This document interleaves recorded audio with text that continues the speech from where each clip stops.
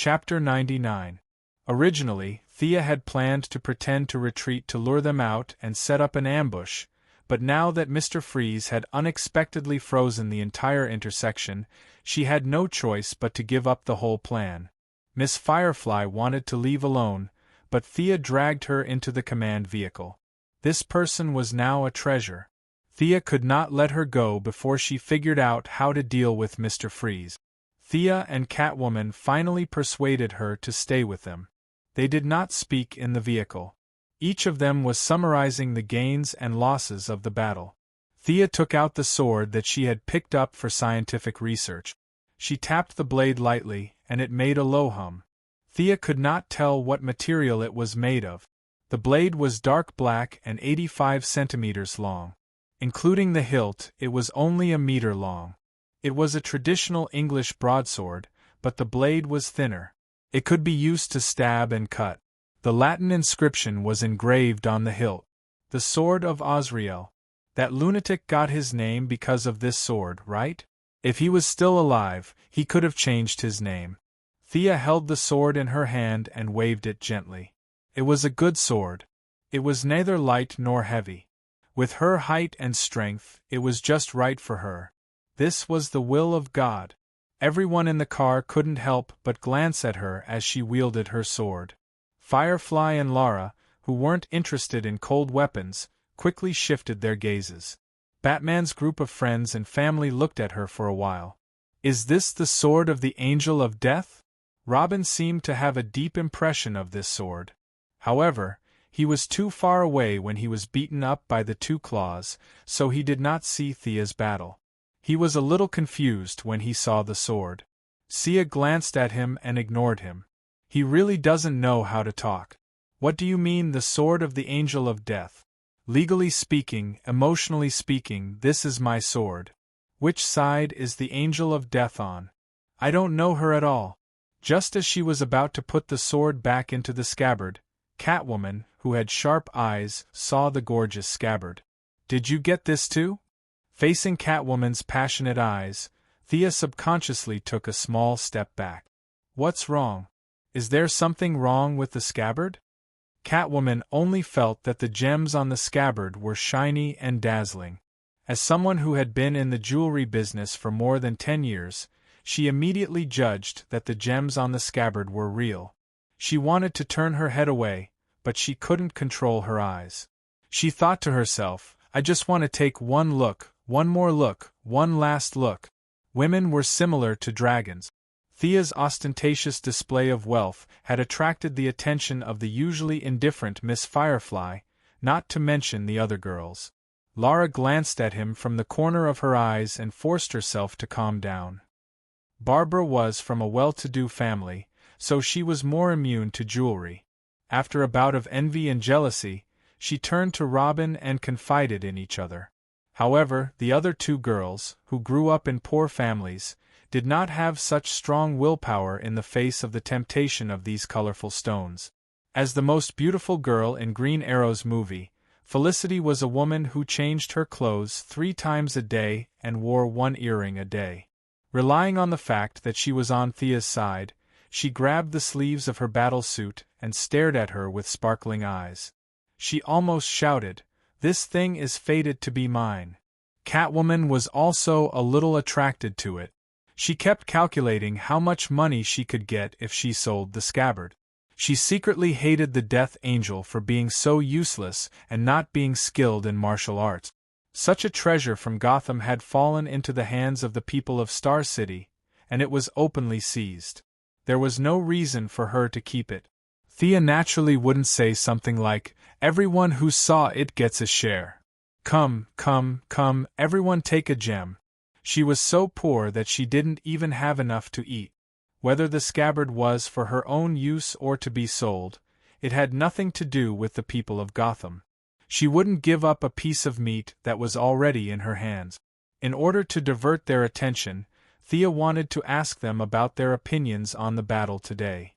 Do you think those enhanced people are strong? Have you fought with them before? The girls, including Robin, looked at each other and shook their heads. Of course, they didn't shake their heads to show that the enhanced people weren't strong. It was just that they hadn't fought with the enhanced people before, so they couldn't make a judgment. Seeing them shake their heads, Thea knew that she had asked for nothing. Her heart sank. If there were thousands of enhanced people, she wouldn't be able to stop them. Fortunately, the experienced director, Gordon, spoke up. "I've seen them when I was young. Back then, they had all kinds of abilities. Some could cause people to age, some could control people's minds, but they all required physical contact." He pondered for a moment. "This time, I feel that they only strengthened their bodies. They didn't have any strange abilities." "Then do you know how to deal with them?" Thea was still very polite to the old man. She asked expectantly. The director was a little embarrassed. "Back then, I used a stick to fight them. At that time, the enhanced people were stronger than normal people, but it was limited." Thea had the urge to facepalm when she heard his words. "Look at your old arms and legs. You were so hot-tempered when you were young? You were really fierce. You didn't even have a plan. You just fought head-on. Barbara must have inherited your personality." This method was too brainless. 2 or 3 of them could fight head-on, but how could they fight hundreds of them? Thea, who prided herself on being smart, wasn't prepared to accept such a suggestion. "You said that they emitted a small amount of radiation?" Thea turned her head and asked her friend, Felicity. "Yes, before they appeared, there was a rather strong radiation reaction." "Did they use nuclear material to strengthen themselves?" Thea's question could only be answered by the old director. After all, he had seen it before. Gordon, who was about to retire at the age of 60, tried his best to recall how the experiment was conducted. Actually, he did not care how the group of people were enhanced or what kind of enhancement they used. Once the case was solved, it was over. Gutan's case had never stopped. It had been more than 20 years since then, so how could he remember? He shook his head to show that he couldn't remember. Thea didn't have high hopes for the old man's memory. Even if he remembered, after 20 years, he would definitely come up with something new. The memories from back then could at most be used as a reference. Fortunately, Thea had been thinking about weapons of mass destruction recently. As the pinnacle of human technology, nuclear weapons were the focus of her attention. She lowered her head and thought for a while. Later, install a Geiger counter on the drone and measure the amount of radiation there, Thea instructed Felicity. Then, she suddenly thought of something and turned to the Gotham people. "You have a Geiger counter, right?" "What the hell?" The people present were all normal citizens who changed their class to heroes. Who would have time to think about this? A few of them were confused and were about to shake their heads when Lara saved them. "Our Sky's Eye Association has one. I'll ask them to get one for you." Chapter 100. Hearing that, Thea was relieved and began to focus on the discussion with Felicity. Their theory should be to use nuclear radiation to weaken the human body's self-defense mechanism, then add in various animal DNA to strengthen the surface. In fact, this kind of strengthening is very burdensome to the carrier, and the increase in strength is also very limited. Thea shared some of her thoughts based on the process of beating up the rhinoceros man.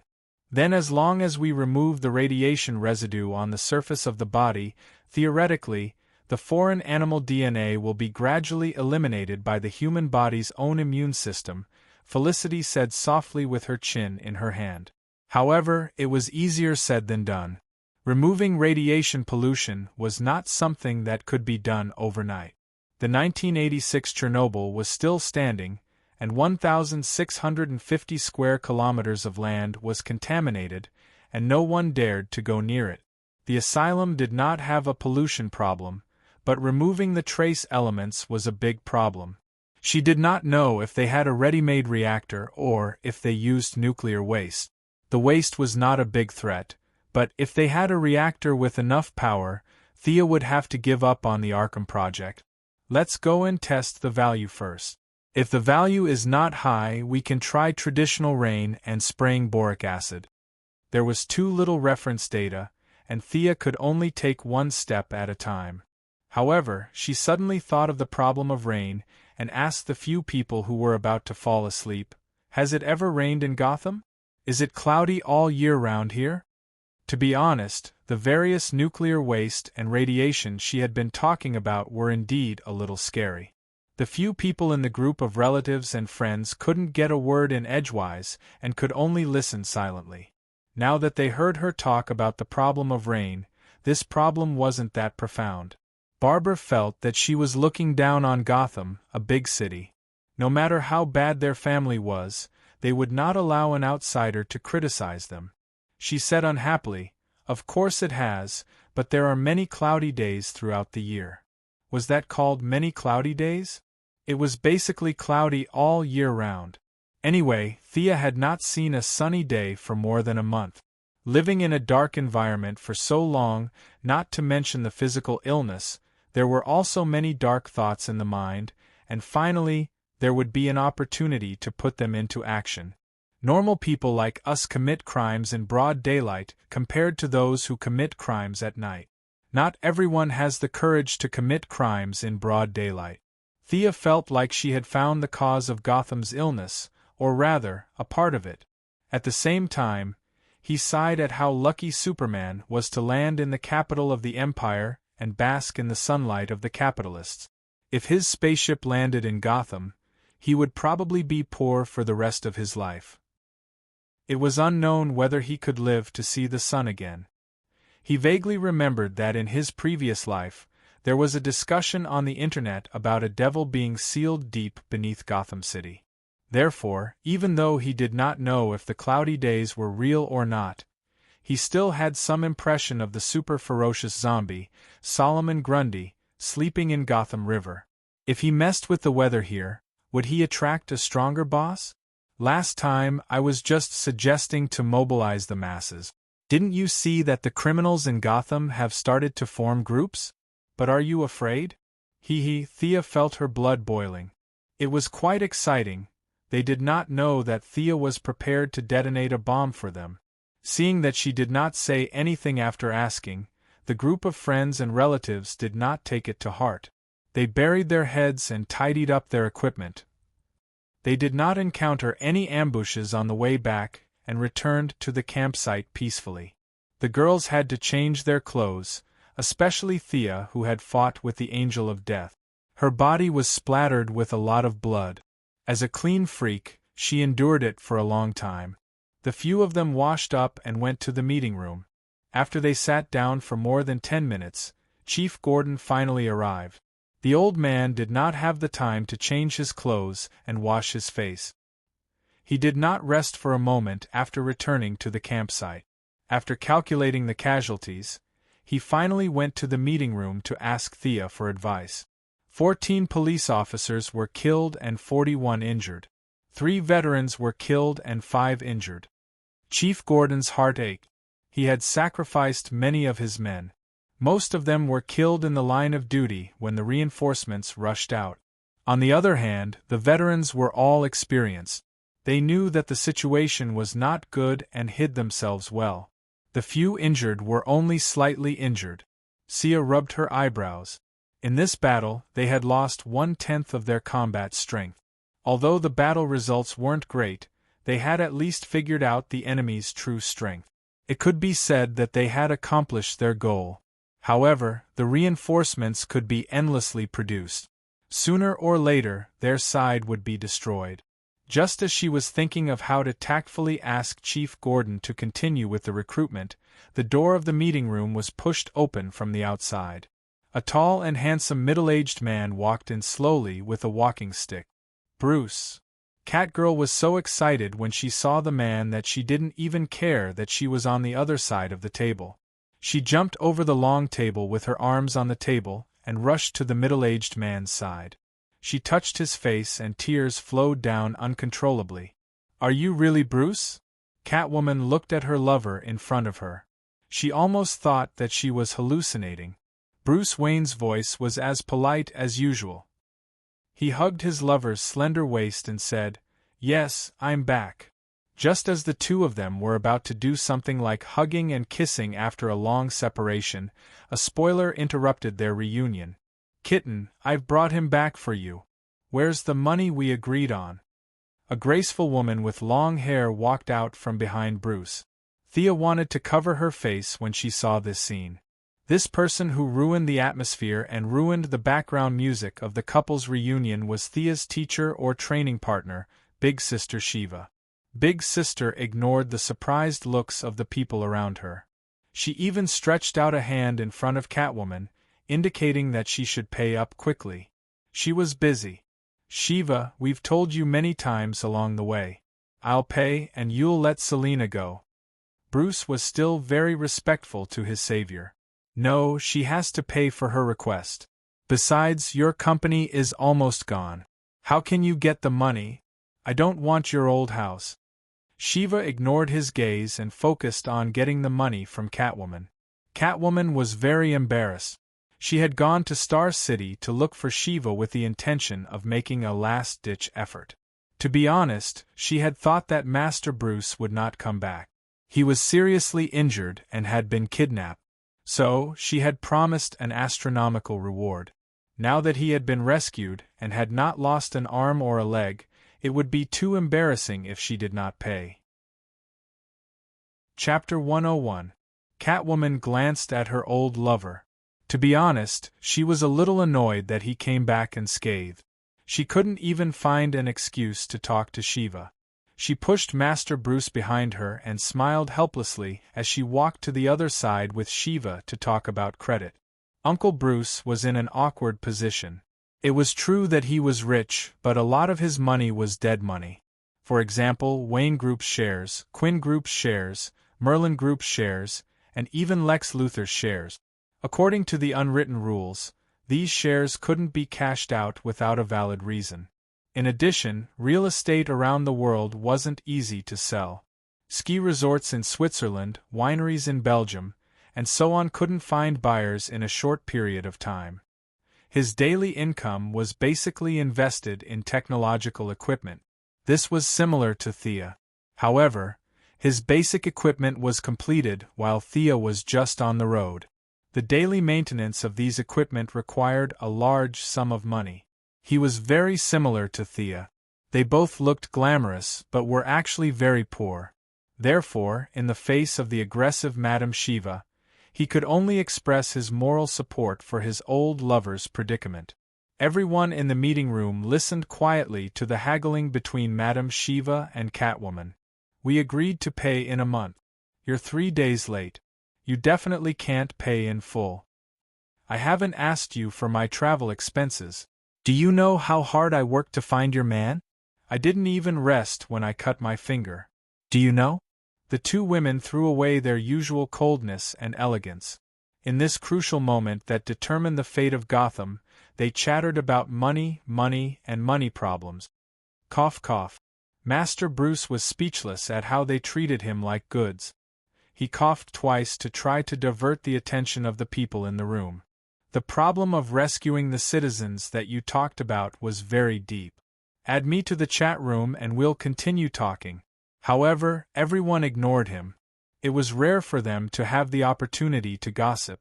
If they didn't enjoy it, the people of Gotham wouldn't die anytime soon. They didn't care about these few minutes. The people led by Thea ignored Master Bruce's expression and continued to watch the two women on the other side. Catwoman, who was in the wrong, quickly admitted defeat. She took out her phone and transferred the money. Her usually strong fingers were slightly trembling. Beep. The clear ringtone of the phone rang in the room. Shiva looked at the screen with satisfaction. "Kitten, you're quite rich. That's the down payment. Remember to transfer the money at the beginning of the next month." After saying that, Big Sister looked around and saw Sia. She waved at her and said, "I've been away from home for a long time. I don't know if my daughter misses me or not. I'm leaving now." After Ms. Shiva finished speaking, she put away her phone and flung her long black hair behind her back, leaving behind a suave back view as she walked away. What did that mean? "I'm not even considered a graduate yet. They didn't even give me a certificate or anything. Sia knew that she had a daughter who was said to be shockingly talented. She didn't know if it was true or not, but she was still a little reluctant to part with her elder sister whom she had been with for half a year. Most importantly, she needed someone who could fight. Why did she run away? 2 more minutes and I'll get to the point. But after thinking about it carefully, he decided to just let her go. Based on what happened to the feline girl, he knew that he couldn't afford to hire this girl who only cared about money. Old Ma probably spent a lot of money to teach him back then. Mr. Wayne, have you recovered? Sia hurriedly asked Batman, who was beside her. This was the strongest combat power they had at the moment. She was asking if he could fight now. Bruce was an extremely intelligent person. He immediately understood what she meant. But understanding was one thing. Objective facts on the material level could not be ignored. He raised the walking stick in his hand. I can walk normally now. F***ck, you're funny. You mean you're still injured? Then why did you come back? Did you come back to work? Sia felt like the entire world's consciousness was laughing at her. It was not easy for her to get back 2 helpers, but one had run away, and the other had a debuff. After going around in circles, she was back to the starting point. Did she still have to rely on these people? She didn't know how much he had heard of the meeting. Thea explained it to him again. Mr. Wayne, do you think the large-scale rainfall and neutralizing radiation will change the shallow evolution of the enhanced? Call me Bruce. I'll always remember Miss Thea's help to Gotham. Bruce stood up to express his gratitude. As for your suggestion, we can do it this way. Back in the day, I developed a special type of wavelength trigger. This type of sound wave is harmless to normal people. As long as we test the data of the enhanced humans and adjust it to a specific wavelength, we will be able to emit infrasound waves that are specifically targeted at the enhanced humans. I don't know how effective it is, but I think it should be able to knock someone out. From this, one could see the value of Batman's boss. Most of his combat ability was reflected in his wisdom. It wasn't a joke for him to have self-taught himself more than 10 doctorates. No wonder the ninja master valued him so much. To be able to learn so much in such a short time, he was definitely a top talent. His idea sounded more advanced than Thea's idea of sprinkling dry ice and spraying boric acid. The two of them started a heated discussion. Felicity was a little embarrassed when she saw her idol, but when she saw how happy they were, she happily joined in the conversation. This made the rest of the people in the room suffer. Other than Catwoman, who was still thinking about how to make up for her loss, everyone else was confused. They wanted to leave, but they were afraid of the task assigned to them. They could only listen to the conversation in a daze. Batman was very happy. He had learned so much, but no one appreciated it. His only confidant was an old bastard who had lived for 800 years. Usually, he had no place to show off his knowledge. It was a very troublesome thing. Talking to these people who had graduated from a literacy class about the changes of the elements, wavelengths, and frequencies was like playing the lute to a cow. Today, he met the Star City duo and realized that the two ladies' thoughts were very clear and their reactions were very fast. Most importantly, they could understand his words. This was not easy. Batman was a little sad that he couldn't go into battle after his return. However, now that he realized that his wisdom could be put to good use, his original unhappiness turned into joy. While they were talking, he also had a good impression of Star City's education. Gotham's education standards were too low. Just look at Robin, who was about to fall asleep. Should he send him to Star City to study in the future? Robin had mentioned about going to university, and it seemed like he could do something about it. Actually, he didn't know that Thea and Felicity were self-taught and had nothing to do with Star City.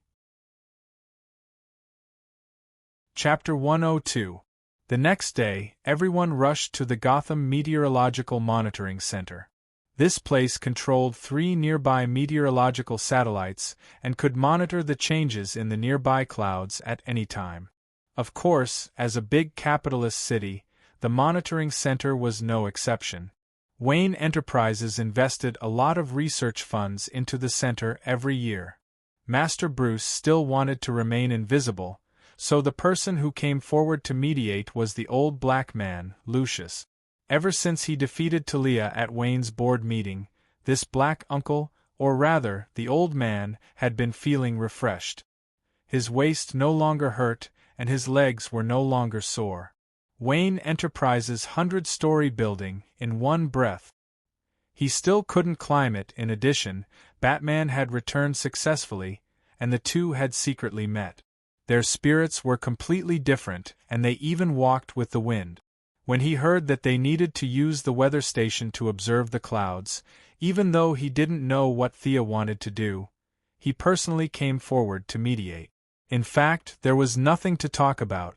Everyone in the meteorological center was given a day off, and they could use the equipment as they pleased. Thea and Master Bruce, who was disguised as a police officer, were still discussing the final plan. Ever since he heard Sia's theory about the high crime rate on cloudy days, he had to admit that Brosnan was a little touched. He was a self-taught psychologist who got a doctorate in psychology. The theory was a little shocking, but it was indeed very reasonable. It was just that he had not noticed it before. Anyway, they needed to reduce the trace amount of radiation in the air, so they had to fire a few shots. Felicity, start sprinkling dry ice. Thea sat on a high chair in the weather station and ordered her number 1 follower.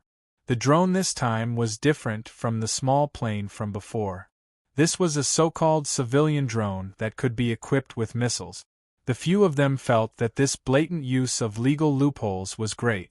The drone rose above the clouds and started spraying dry ice. In fact, the effect was about the same on the ground. This trip would cost millions, but Thea didn't care if she didn't pay for it. Lucius was a worker, and he didn't even bat an eyelid when tens of millions were transferred to his account. This small amount of money might seem like a lot, but when it was divided among the shareholders, it wasn't much. As a collective property, it was squandered just like that.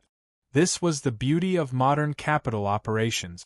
As for who would lose and who would gain, it was hard to say. After the drone took off, Thea realized that as a minor shareholder, she had also wasted a portion of the money on this flight. She was a little depressed, but when she saw Master Bruce looking at her as if nothing had happened, she couldn't say anything. Felicity controlled the plane to circle Gotham twice and only returned to the surveillance center after all the dry ice had been sprayed. The originally thick clouds were now even darker, and the black clouds seemed to be heavy as they hovered in the sky. It seemed like it was going to rain, but it seemed like someone was pulling it back. After a full 10 minutes, the expected rain did not fall. To be honest, the strange weather in Gotham made Thea's hair stand on end. If there were such thick clouds in other places, it would be raining cats and dogs. Director, order your men to fire. Thea touched her chin and was prepared to fight to the death. If you don't rain, I won't retreat. At this time, the whole of Gotham was covered by the dark clouds. The lights in the surveillance center lit up, and some of the nearby buildings also lit up. Boom! Boom! A few shots were fired. Each rain bomb was priced at $200,000. If you asked Thea how she knew, she could have said that Gordon was signing the orders. The old director had always been a man of fairness and justice. He felt that the so-called cooperation between the police and the people should not be paid by Wayne Enterprises alone. He represented the government of Gotham and signed 5 orders in one go. In less than 10 seconds, another 1 million was fired. The original black clouds were no longer visible and were replaced by darkness. The air was filled with silence, and the few people in the surveillance center were a little nervous. Just as Thea was about to fire another 5 shots, a low rumble sounded in the air. Boom! Initially, the sound was very soft and could not be heard if one did not pay attention. Soon, the sound became louder. The water vapor concentration in the air has reached 179%. Felicity had been paying attention to the various data, and when she saw the numbers start to increase, she immediately said, "According to the surveillance station in the western suburbs, the wind has reached level 5, a common-looking agent reported. The positive charge in the updraft has exceeded 450% of the normal value," said Master Bruce, who was disguised as a police officer. With the feedback of the various data, Thea knew that rain would definitely come. However, the clouds were still brewing, and once the rain fell, it would definitely be a storm. "Babla, turn on the announcement we recorded and play it a few more times." Sia realized that the rain would not be light, so she quickly ordered Babla, who was hugging Robin tightly. Of course, she said that she recorded it for the sake of it. Actually, Felicity followed the previous idea and edited the second episode of the mayor's announcement, calling on the citizens not to leave their homes today and to stay at home obediently. Sometimes, Thea felt that if she stayed in Gotham for a few more months, this imprisoned mayor's popularity would break through a new high, and he might even be able to be re-elected. Initially, when he heard that they did not treat the mayor as an officer, the old-fashioned Batman was against it. However, when he heard that this was not the first time, he could only agree with it. Boom! The thunderous rumble finally sounded in the sky above the ancient city. Now there was no need for them to do anything. They had already done what they needed to do, and it was believed that not many citizens would go out in this kind of weather. If there really was such a weirdo, being struck to death would only be a waste of their intelligence. The continuous rumble of thunder lasted for a full 10 minutes, and bean-sized raindrops started to fall densely on the sky above the city. The glass of the surveillance center was hit by the raindrops, and it made a loud noise.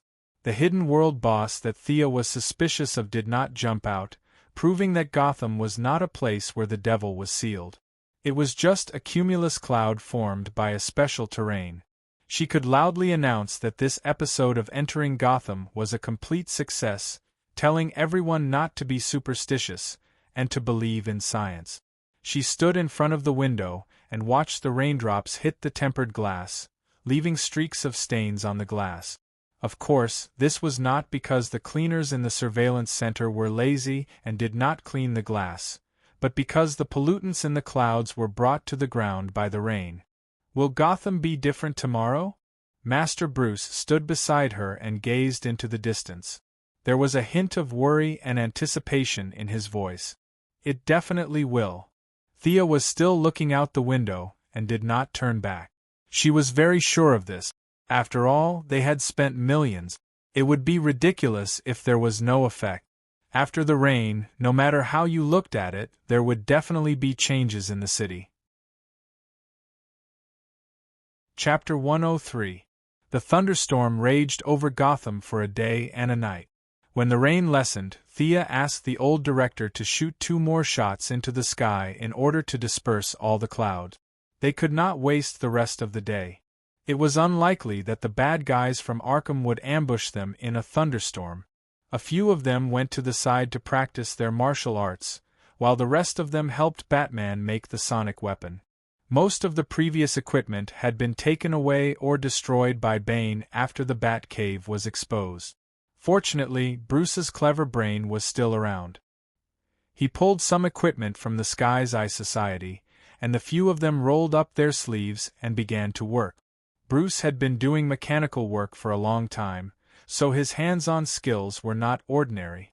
Thea could build the magnetic skateboard with her imagination, so her mechanical skills were also very good. Felicity had been trained in Star City, so she was quite familiar with the work. She joined in midway, and the 3 of them were in full swing. They wore work clothes, wore glasses, had towels around their necks, and were fiddling with welding torches and sledgehammers in their hand. This scene fell into the eyes of the few people who did not know the science, and it was indescribably disharmonious. "You two are one of the few billionaires of the bourgeoisie. Are you betraying the class and joining the proletariat? Do I have to give you a certificate or something on May 1st next year?" Barbara felt that her dream life in the upper class should not be like this. She should keep her identity as a petty bourgeois and not try to squeeze into the upper class. Halfway through the process, Miss Firefly, who was always quiet, joined in, and the whole process sped up greatly. It had to be said that it was a waste of her talent to be born in the United States. She was a natural-born welder, and she could control all kinds of temperature and fire to perfection. Most importantly, she was not afraid of fire. In order to maintain her beautiful face, Sia had put on 2 layers of protective gear. Master Bruce also wanted to maintain his handsome middle-aged appearance, so both of them covered themselves up tightly. However, Miss Firefly did not care about this at all. The sparks that splashed on her face were extinguished without any reaction. In addition, she was so skilled in the technique that Sia even wanted to ask if she had graduated from Lanxiang High School. Now that the equipment was equipped, the next step was the debugging phase. Just as Thea was wondering if she should go and catch an enhancer in the rain, Layla performed a meritorious service. For some reason, one of her agents picked up a broken arm from the ground when they were retreating. He wrapped it in a cloth and brought it back. When he heard that there was radiation, he was so scared that he peed his pants and quickly handed it over to Lara. Everyone gathered in the laboratory to observe the arm. In fact, when the enhancers appeared that day, the few of them did not fight with each other. Only Thea shot one down from afar. The others could only say that they saw it from afar. It was only when he saw the arm up close that he realized how dangerous it had been. "Did you fuse with an animal?" Felicity asked as she pointed at the sharp claws on her arm. "It looks like some kind of lizard," Batman, who could be used as an encyclopedia, concluded after observing for a while. The few of them were too lazy to think about what kind of animal it was. They began to measure the traces of radiation on the body and looked for special biological wavelength. At this stage, Thea could not help much. She could barely be considered a bachelor's degree in mechanical engineering, but she did not have a master's degree. She only had a vague understanding of biological genes. It seemed that she still had to study. After the Gotham incident, she had to study hard for a period of time.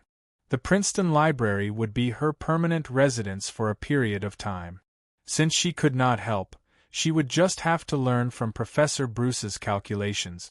Regardless of whether she understood it or not, Thea recorded the process of the calculations. From time to time, she would whisper a few words to Felicity. Although this girl was a computer science major, she had dabbled in a lot of miscellaneous subjects. She could barely keep up with Batman's thoughts. The couple, Barbara, felt that Batty had won glory for Gotham this time. The Star City duo was not omniscient. Although they did not understand anything, they still accompanied him in high spirits. Ever since Shiva took away half of her life savings, Catwoman had not been in a good state of mind for the past 2 days. She stopped looking after less than 2 minutes and hid in a corner, thinking about something. Now, her man was about to be taken away, and her money was already taken away. The bitterness in her heart was indescribable. The problem was that this was not over yet. She had used half of her savings and committed crimes recently to barely make the down payment. Faced with an astronomical amount of debt, how was she going to survive in the future? Looking at the thunderstorm outside the window, she wondered if she should take advantage of the dark and windy night to go out and commit a few more crimes. However, she remembered that Bruce was already back. He had always been against her actions. Previously, he was too far away to care about her, but now that he was back, it would be too easy for her to commit crimes to ruin their relationship. Originally, Talia had been singing "Give Me an Eagle, a Mighty Man" in Arkham. She had used all her strength to drag him to her side. If she had pushed him out, the two of them would have been done for. After thinking about it for a long time, she could not think of a solution. As for borrowing money from Thea to pay off her debt, she had no intention of doing so. Catwoman, who grew up in the slums, did not have the concept of spending money in advance. From this point of view, she was still a rather traditional person. The rain stopped at around midnight. The next morning, everyone went outside at the same time. Thea, who had recently returned to normal, came out early. She wanted to see if Gotham's feng shui could be changed. From time to time, dirty water could be seen flowing into the sewers from high to low. Thea could not figure out what the black rainwater that fell to the ground was made of. She made a mental note to ask Gordon to increase the salary of the municipal workers. The workload was huge. Fortunately, Killer Croc had been arrested. Otherwise, the dirty water would have increased his rotten aura by 2 levels. Looking at her watch, it was 5:15. All the heroes were outside. Master Bruce, who had been busy the whole night, was still in good spirits. His lips were pursed as he looked to the east. It was said that he only slept for an hour a day. Thea did not know if it was true. She would ask Catwoman about it later. "It's here." The one who shouted was Chief Gordon, who loved this piece of land to the extreme. First, it was a ray, then a ray, and finally a ray of sunlight shone on this piece of land that had not seen the sun for a long time. Thea was a little dazzled by the hot sunlight. She reached out her hand to block most of her vision. Countless rays of golden light shone through the gaps between her fingers, making her whole body red. The sun slowly rose, bringing with it rays of light. It lifted the last bit of mist above Gotham. Ha ha ha ha! Thea covered her face. She did not know why she wanted to laugh.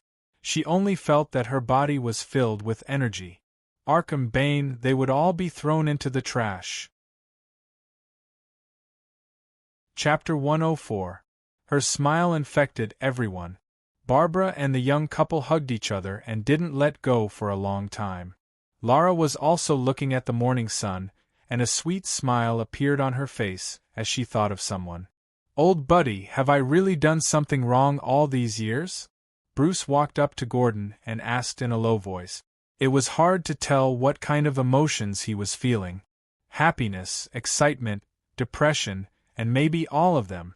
The old director, who had always lacked quick wit, didn't know how to answer this question. However, after living for so long, he at least knew who this sentence was directed at. He could only vaguely say, maybe it's a matter of perspective. Women and men see things from different perspectives. The old director was afraid that it would hurt his confidence, so he racked his brains and finally came up with an excuse. He then added, "She's also young, ambitious, and sharp. It's good to be young." Bruce looked at Thea, who was standing in the distance gracefully in the morning sun. Even with his experience of seeing so many women, he couldn't help but be affected by this scene. This was no love, just pure admiration. Perhaps it was indeed a matter of different perspectives between men and women. Bruce could only tacitly accept this fact and pick up his shattered belief. Otherwise, with his psychological condition, if he was suddenly told that what he had done for so many years was meaningless, he would become evil at any time. "I have to apologize to you. You entrusted your daughter to me, but my focus was on Robin. I will pay more attention to Barbara in the future." He also wanted to see if there was such a big difference in the way men and women handled problems. It just so happened that he had 2 experimental subjects under him to test. Gordon didn't know whether to thank him or to pay more attention to his daughter. According to his selfish desires, it was best for his daughter to live a peaceful life. Frankly speaking, as a father, he wasn't happy that his daughter had embarked on the path of heroism. In the past, Babla had been slacking off, and her martial arts were sparse and mediocre, which was partly due to his indulgence. However, now that Bruce had clearly expressed that he wanted to treat his daughter with high standards, he could only smile wryly and express that he was fine with it. Besides, billionaires like them were all rushing to the top, and his daughter wasn't that delicate. It was always good to have more skills. There was no need to say anything about training. Unbeknownst to them, their father and teacher were preparing to train them fiercely. Babla and Selina were kissing passionately while facing the morning sun. Thea didn't look at the lovey-dovey couple, and walked to the two old men. "Uncle Bruce, can your wavelength transmitter be used today?" Thea also had a headache over this title for a long time. Calling him Mr. seemed distant, but calling him by his name seemed distant, so she could only act cute and call him Uncle. As expected, this form of address gave Batman a headache. He was only in his early 30s. Was he really that old? He touched his cheeks. Recently, he had been through a lot of trouble. His mouth was full of beard, and he did look quite old. Facing a 17-year-old girl, so be it. After pondering for a moment, he said, "Absolutely, but the area of effect is limited. The enemy has to be within 500 meters for it to be effective. Are you going to attack today?" "Yeah, it's better to attack as soon as possible. Freeze hasn't fully recovered yet, so this is the best time to attack." Thea had already discussed Arkham's current situation with Bruce yesterday. Especially with the involvement of the Court of Owls, the severity of the situation had reached its peak. Even though Bruce wanted to wait for him to fully recover before taking action, every minute and second was precious. It wouldn't be surprising if the Court of Owls, the old nobles of Gotham, did something earth-shattering. They were both smart people. Without any conversation or eye contact, Bruce tacitly accepted Thea's current command. If he was healthy, the command would definitely be his. Even if Superman was in Gotham, he wouldn't have a problem with that. However, since he couldn't go to the front lines, he could only entrust Thea with full authority. Before 9 o'clock, the various police officers, volunteers, and veterans who received the call had already arrived at the scene. Those who knew each other were surprised by the sun in Gotham. Yes, the sun that could be seen everywhere in other places was a rare thing in Gotham. Even if it was sunny in the past, the sun wouldn't shine as brightly as it did today. Many people who had lived in Gotham their whole lives found it hard to adjust to the sun when they woke up. All the sunglasses in the convenience stores in the city were sold out. All the sunglasses manufacturers in America were awakened by the calls from their distributors. They worked overtime to stop the shortage of sunglasses. After that, they held meetings to find out what the problem was, whether it was the Korean Missile Crisis or the sudden change in the situation in the Middle East. Uncle Batman didn't slack off in the morning either. He analyzed the Scarecrow's poisonous gas sample that Thea brought back last time and made a targeted injection. The injection would provide immunity for 12 hours before the injection. Last time, it was difficult to release the poison in the crowd. This time, if the sonic weapon worked, the situation would definitely be one-sided. The Scarecrow was so crazy that it might just explode in the crowd. However, Bruce was a billionaire. The entire operation involved hundreds of people. He didn't have the time to make hundreds of bottles of injections. He could only give them to his own people.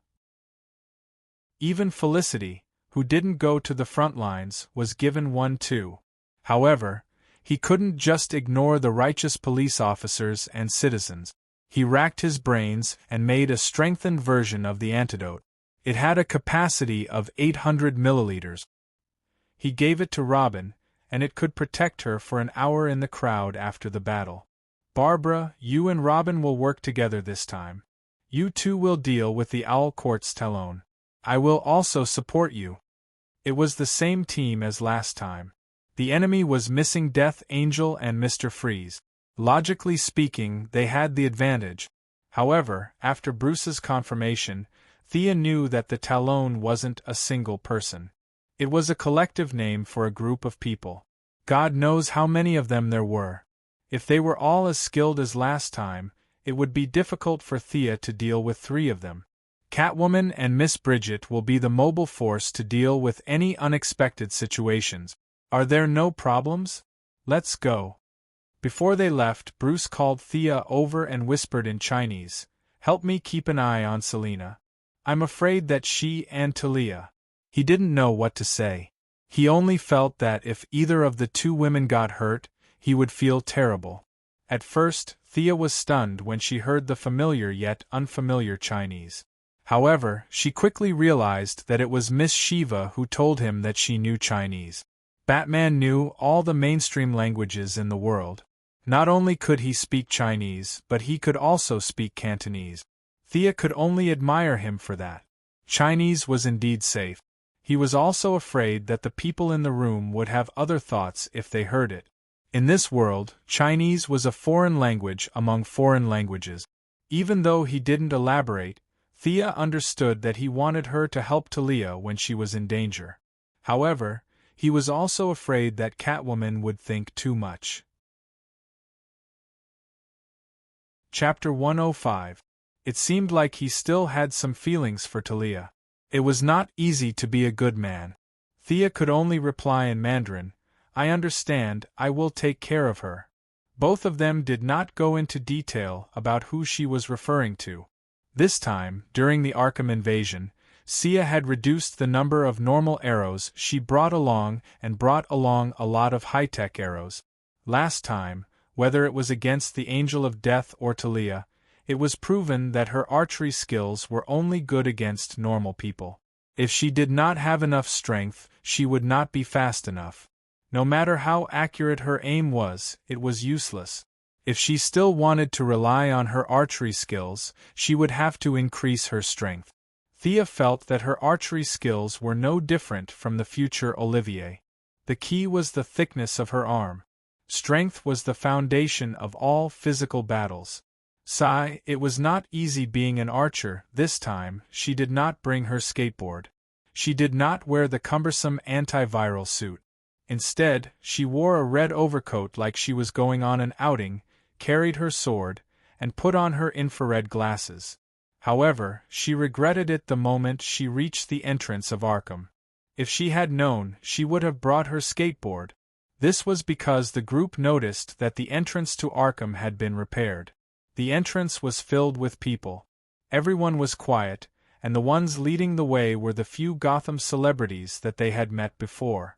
Talia was sitting on top of the 5-meter-tall entrance of the asylum. She was still wearing the same dark green overcoat with a hood. She had a weapon on her waist, a quiver of arrows on her back, and a longbow in her hand. Why did they come out today? Were they not afraid of being wiped out by the missiles?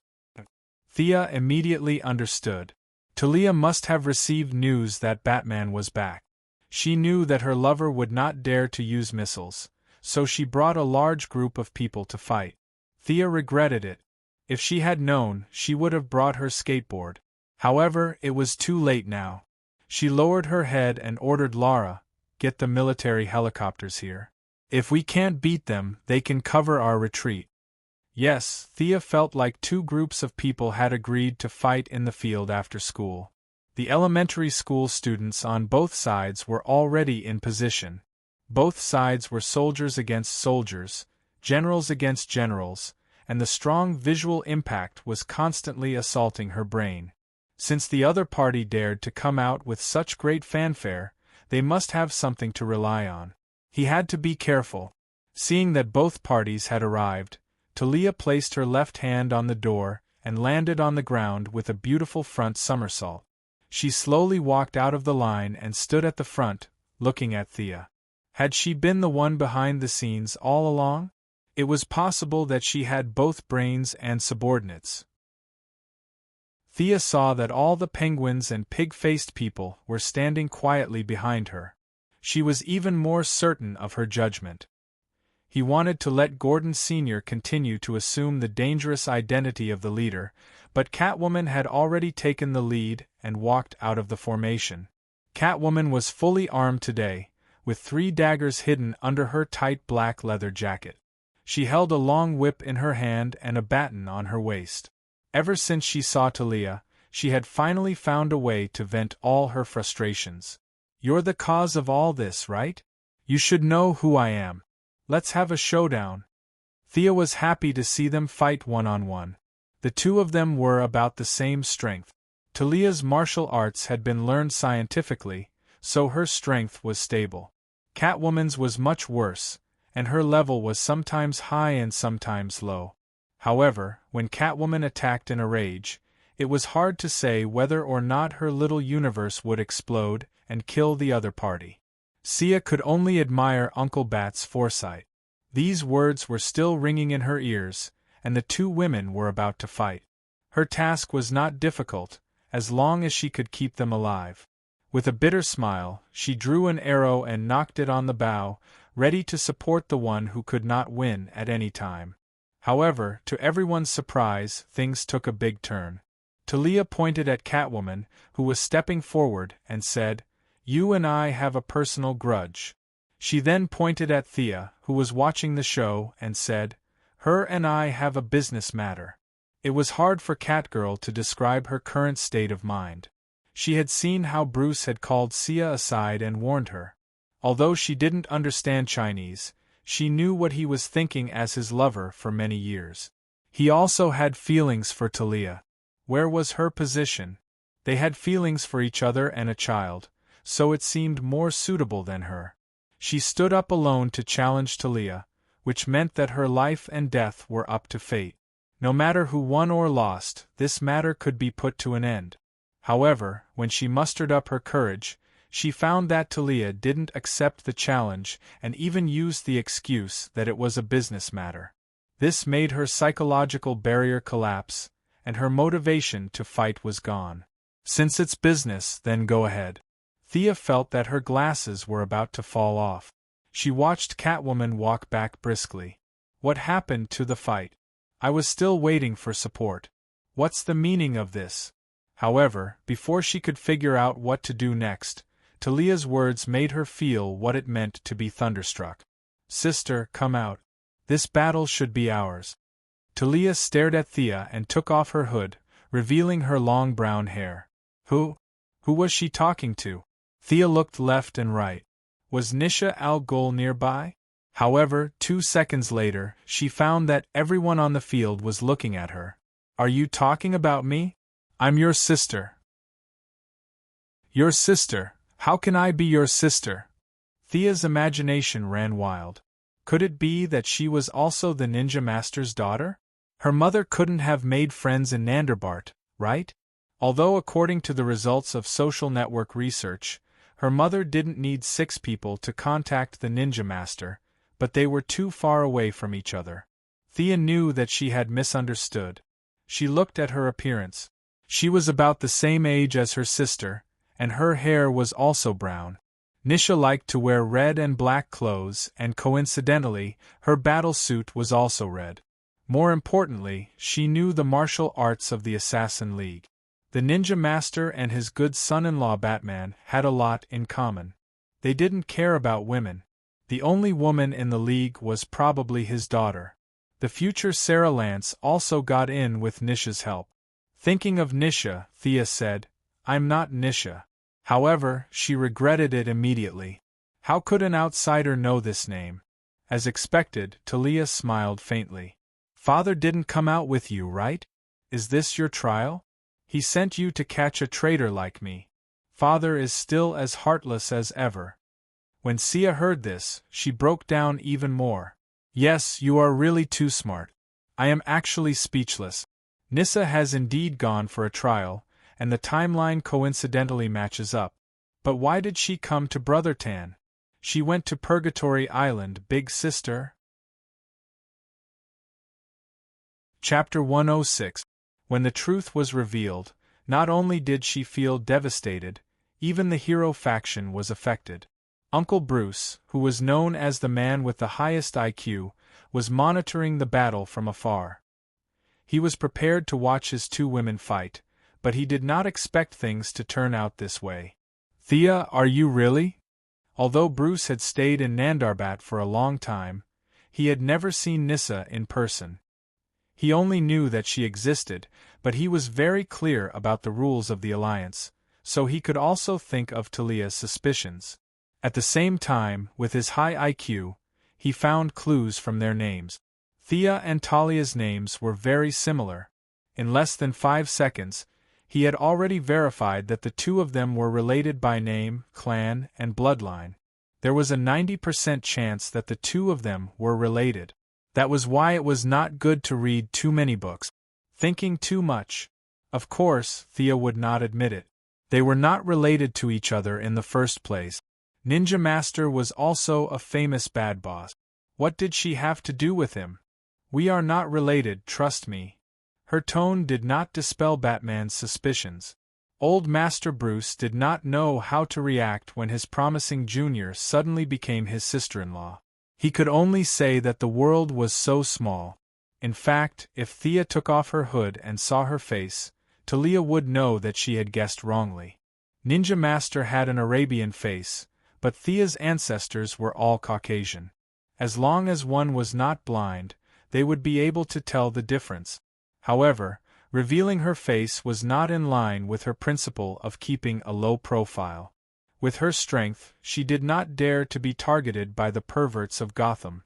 Since she misunderstood, then she would continue to misunderstand. Thea ignored the strange gazes around her and slowly walked out of the crowd. Talia thought that she was going to accept the challenge, so she also walked forward slowly. The two of them stopped when they were 10 steps away from each other. Let's fight using the Alliance's rules. If I lose, I'll take my men away. If you lose, the same goes for you, Talia suggested. She then waved her hand, and many men in black appeared around them. They were all wearing leather jackets and carrying bows. Thea didn't know if these were the elites she took with her when she betrayed the Alliance, or if they were recently trained. She sized them up and estimated that there were about 100 of them.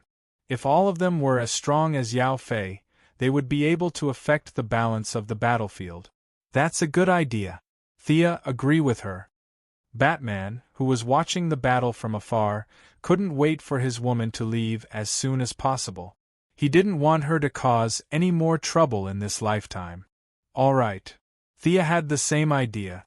The two of them took off their bows at the same time and gently placed them on the ground. They looked at each other and drew their weapons. They each held their weapons and made a mysterious gesture. According to the Alliance's rules, this was a greeting to the ancient gods. Therefore, even though the Ninja Master was now rotten to the core, he was still a very traditional person who abided by the rules. The disciples he taught all knew this set of etiquette. Malcolm, who had been his adjutant for a period of time, was naturally familiar with this set of movements. For some reason, Old Ma taught Thea everything without thinking. This caused a certain misunderstanding. The Assassin's Alliance had a strict hierarchy, and the movements of each level were actually slightly different. Coincidentally, Old Ma used to be an adjutant, and he taught the movements of an adjutant. Talia had been the Master's adjutant for a long time, and before she betrayed the Alliance, she was also an adjutant. Old Ma could even be said to be her successor. This caused the movements of the two women to be exactly the same. The audience on the field could only see that the movements were elegant and simple. But looking at Thea's skillful movements, Batman, who was one of the 3 people on the field who knew this set of movements, couldn't help but ask through the headset, "Thea, are you a member of the Alliance?" She wanted to say that she wasn't from the Alliance, she was from the Horde. But at this time, Thea was fully focused on watching Talia's footstep. She didn't have the time to explain. She said in a low voice, "No." But her words still caused a slight flaw. Talia waved the wolf fang in her hand and slashed at her neck. How could Thea be hit by such a simple slash? She held her sword with both hands and raised it up, blocking Talia's slash. Then, she kicked Talia's stomach.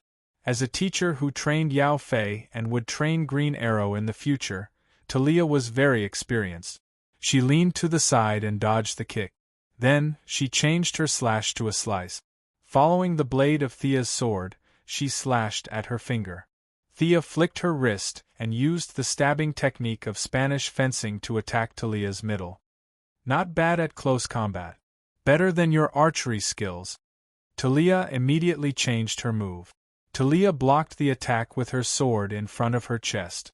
My archery skills are the worst. You underestimated me. Thea continued to stab, slash, hack and slash, trying to continue to gain the upper hand. Not bad at all. Talia had indeed underestimated Thea. She only felt that she had the upper hand in the last archery competition. Now that she was facing her younger sister, who was much younger than her, she underestimated her opponent. But no matter if it was the eldest daughter or the opposing faction, she couldn't lose. She also used speed to gain the upper hand. In the distance, Batman knew that his sudden interruption disrupted Thea's pace. He regretted it very much. Now that he saw her gradually equalizing the disadvantage, he felt a little better. Now that the two women were fighting, he also didn't want to see any casualties. He hated himself for being powerless. Previously, he could ask Thea to take care of Catwoman. But in the end, they didn't fight. The main character didn't fight, but the helper fought. This really made him speechless. He wanted to wear the bat suit and go to the scene to help, but seeing that he was still on crutches, he didn't want to send himself to death. It would be embarrassing if he was knocked to the ground by a small soldier in the melee. He wanted to give advice from a distance, but he found that the two women were very fast. It was almost like they were competing with each other. They knew their own moves. There was no need for him to give advice. It was too late. He was very anxious. Who should he ask to be the insurance? His two apprentices were watching attentively. The two women were stronger than them. His apprentices were still a little behind. He couldn't count on them. Sigh. The only one in the field who was close to him in terms of strength was his old flame Catwoman. Selina, pay attention to their fight. If there's any danger, stop them. Bruce knew that Catwoman would understand his intentions as soon as he said this. He was helpless to let one lover protect another. Sure enough, Catwoman understood what he meant. She was jealous. She snorted heavily to show that she heard him. After that, she didn't say anything else. The fight between the two women in the field had reached a climax. Thea was slashed on her left shoulder by Talia, and Talia was punched in the face by her. Blood flowed down the corner of her mouth. The two women entered a stalemate again. They took 3 steps away from each other, and took the opportunity to recover their strength. At the same time, they kept moving around the center of the field, trying to find each other's weaknesses. Chapter 107. Their fight this time was different from the previous archery contest. Last time, it was just a casual exchange. At that time, Talia was worried about being ambushed by a ninja master, and Thea didn't want to fight her, so both of them were very restrained. This time, it was different. Talia felt that her sister was valued by her father, and she couldn't get rid of the anger in her heart. Forget about Catwoman, she even forgot about her own son and husband, Batman. She just wanted to prove that she wasn't worse than her sister. At first, Thea was forced to do something beyond her ability, but she was strangely dragged out to take the bullet for Catwoman. She felt that this was Gotham's first injustice. Plus, she was worried about Batman's woman, and Green Arrow's future teacher. But after a few dangerous situations, she threw away her worries. Who's afraid of who? There was nothing wrong with Catwoman being paired with Batty, and she could teach Green Arrow herself. There was nothing to be proud of. There was only one word to describe it, and that was fighting head-on. The two of them rested for less than half a minute, and then they continued to fight. Both sides were confused. Didn't they agree that this was Gotham's internal conflict? What was the meaning of these two outsiders coming here to fight to the death? They didn't dare to say anything as they watched the fight in full swing, and could only watch silently. Talia had spread the news all over the world, and everyone knew that she came thousands of miles away to find her husband with her child. Now that they saw her and Thea fighting fiercely, they couldn't help but think of something. I heard that she's here to fight for her husband? One of the Penguin's subordinates said to the people around him. I heard that the one fighting her is her sister. One of the Court of Owls, who claimed to be well informed, pointed with his sharp claws. Why is this sister fighting so fiercely? One of the Gotham Police Station's 5th Division's 12th Operation Team asked. You still don't understand? It's obvious that the two sisters are fighting over something. I can't go into too much detail. One of the veterans, who claimed to be very experienced, told the people around him a story that couldn't be told. Both sides had nothing to do, so they could only kill time by gossiping. The story became more and more bizarre, and after a lot of artistic embellishments, it now seemed quite plausible. As for Catwoman, one of the protagonists of the original story, she had long been forgotten by the masses. Therefore, when the final version of the story finally reached Catwoman's ears through her little friend, Miss Firefly, she was dumbfounded. The story had evolved into a very melodramatic one. Talia's younger sister had admired Batman since she was a child. When she grew up, she came out to seek true love. When her biological sister found out about it, she resolutely opposed it, which led to the war in Gotham. This news was leaked by one of Talia's subordinates who had followed him for many years. The authenticity of the news was very high, and after being deeply processed by the masses, it became like this. As for Catwoman, Talia didn't value Catwoman at all, and her subordinates didn't even know that there was such a person, so there was nothing to do with Catwoman in this story. Catwoman, who was brilliantly ignored, didn't know what expression to make. Her eyelids drooped, and she felt the gazes around her. She could only think, "You guys can just ignore me, I'll steal everything from your house later." She didn't know that not only did she take the bullet, but she also took the blame. Thea and Talia's duel had entered the final stage. Talia had the advantage in terms of experience.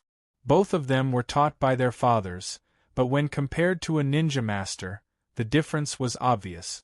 Although Thea had been trained by Madame Shiva for a while in the later stages, her experience was still not as good as Talia's. Thea had the advantage in terms of physical strength. She was just 16 years old, while Talia was already in her 30s. She had also given birth, so her body had already passed its golden age. Don't believe what the experts said about not harming the body when they said that giving birth was not harmful. That was all nonsense. No heroine had ever become stronger the more she gave birth. Thea tilted her head to avoid the oncoming blade. She turned in the opposite direction with the force of turning her head, and swung her sword towards Talia's waist with her left hand. Talia was a little tired from her previous moves, so she couldn't stop in time. She could only bend her knees and fold her upper body in half to form an iron bridge to avoid the extremely fast sword. Thea didn't let her off. Before she could get up, her right hand caught up with her left hand. She exerted force with both hands, and the horizontal slash turned into a downward slash. Talia didn't have time to get up, so she could only roll half a circle and use her legs to clamp Thea's legs, trying to bring her down as well. Thea saw through her intentions and knew that she couldn't fall into her rhythm. She exerted force with both legs, and her left leg moved forward while her right leg moved horizontally, forming a T-step. This wasn't the technique of a ninja master. This was the Kalaripayat, an ancient Indian martial art taught by Ms. Shiva, who claimed to be Han Chinese but actually had some Indian ancestry. It was a type of ancient Indian martial art that incorporated many sacrificial and dance movements. This set of martial arts was just SOSO for Sia. She always felt that punches to the flesh were the way to go. She had never been interested in this kind of fighting style that looked more like a dance than a martial art. But today she suddenly used it and it really worked. A ninja master might know this martial art, but Talia really didn't. When she exerted force with both legs, she realized that her opponent wasn't moving at all. She knew that she was in trouble. Sure enough, Thea saw this heaven-sent opportunity. She swung her right hand in a half circle and slashed at Talia's neck. Talia was still on the ground, so there was no way for her to dodge. She was upset at the thought of being defeated by her sister, who was half her age. Was it really meaningless for her to train so hard? Was her talent really that bad? Unwilling to admit defeat, he also used the knife to stab Sia's heart from the bottom up. "Selena, hurry." Uncle Bat was so anxious that he almost jumped out of the monitor. The two exchanged blows so quickly that it was too late for them to react. Catwoman took out a throwing knife that she had prepared beforehand to save the day. Of course, Thea wouldn't die together with her. She was already prepared for a counterattack. When she saw Catwoman's knife coming at her, she pulled out a dagger that she had never used in this battle. With a clang, she parried Catwoman's long knife. She placed the sword in her right hand on Talia's neck and said calmly, "You lost." "Thea, don't."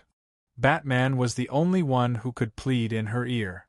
Gordon wanted to say something, but he forced himself to hold it back. "Kill me for your trial."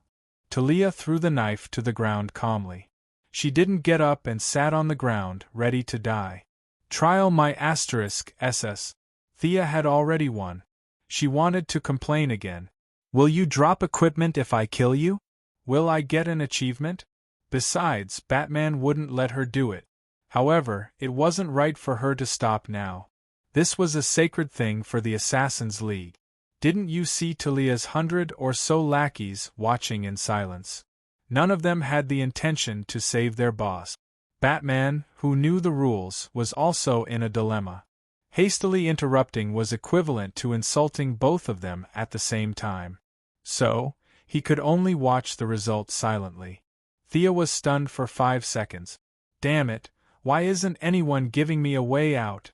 Just as she was thinking about how to end the fight, someone who didn't know the rules and thought that he was the boss jumped out. 3 sharp blades that looked like grinding wheels spun and flew at her. Chapter 108. Thea couldn't help but want to give this ignorant and fearless guy a thumbs up. The ninja master was most particular about rules. Or rather, he had lived for more than 800 years and had lost most of his humanity, leaving only this little bit of spiritual sustenance. Facing the rapidly spinning blades, Thea wasn't afraid at all. She dodged one, slashed another with her long sword, and cut the last one in half by Talia, who got up from the ground. Looking at the angry Talia, Thea only felt that the Assassin League's rules were quite interesting. She didn't blame herself for wanting to kill her, but she hated someone for helping her. She was really strong. Since the duel was interrupted, naturally, it couldn't continue. Thea decided to put on a show. "Who interrupted us?" she shouted. Talia also looked at her own team with a sword in her hand, trying to find the guy who interrupted her sacred ceremony. The two of them didn't see who interfered, but there were more than 100 of Talia's followers who had good eyesight. They communicated with each other and instantly, more than 100 arrows were pointed at the short, weird-looking penguin man. Speaking of which, the Ninja Master's syllabus was written in an unknown way. It was called the Assassin League, but other than Batman, who transferred early on, the rest of the students were all archers. Black arrow, green arrow, and red arrow. It was really speechless. At this time, the penguin man who was targeted by so many archers was a little dumbfounded. He had been thinking about how to stab his companions more efficiently all his life. Today, he finally did something good. Seeing that Talia was about to die, he shot 3 throwing knives with his umbrella. However, he guessed correctly at the beginning but not the ending. With more than 100 arrows pointing at him, it definitely didn't feel good. The pig-faced man beside him subconsciously moved a few steps to the side. "You interrupted the sacred duel of the Assassin League. According to the ancient law, I want to kill you. Come out and duel with me. If you win, you live. If you lose, you die." Thea said these words firmly. She repeated them twice in English and ancient Arabic. She raised the sword in her hand and pointed at the penguin man from afar. "If you win, you live. If you lose, you die." Talia's underlings around him were excited, as if they were celebrating a festival. A few of them even pointed their swords at the sky to exert psychological pressure on the penguin. Talia was not at all displeased that her underling had gone to support the enemy from 1 minute ago. The belief of following the rules had long been ingrained in her bones. She did not feel like the one being saved at all. She also drew her sword and pointed at the penguin man. "Come out. You must die." The people on Gordon's side were a little confused by this matter. Looking at Thea's stance, she was trying to cause internal strife. What a genius! Batman understood these rules. Seeing that the people on his side had nothing to do, he told them about the life of the ninja master as if he was telling a story. He also talked about the various good and bad rules in the Alliance, which made the listeners a little dumbfounded. There was actually someone in this world who had lived for 800 years. Thea did not know that her clear past had been wrapped up by Uncle Bat using the mysterious atmosphere of the Alliance, making it seem blurred. Is there some kind of misunderstanding? The Penguin Man saw that the crowd around him had automatically emptied out. He did not dare to fight with Thea. The two women had fought for half an hour, and the flashes of their swords were frightening. He had relied on schemes to get to where he was, not fighting. Plus, he was a cripple. How could he win? The will of the Alliance is not to be questioned. You insulted the sacred duel, which is the same as insulting the ninja master. Thea felt that her acting skills must have improved a lot. Did she have anything to do with the ninja master? She was just using the tiger's skin as a flag. Sure enough, when she mentioned the ninja master, Talia's underlings roared to help her. At this moment, the Penguin Man really wanted to faint or someone to shoot him. As the former underground emperor of Gotham, although he had never met the ninja master, he still knew about the ninja master. He only felt that the ninja master was a legendary figure. Did I insult him? No, I really wanted to help. Okay, if you don't want to come out, then I'll just do it. Thea knew when to stop. It was fine to use the tiger's skin for a while, but if she used it for too long, it would attract the tiger's attention.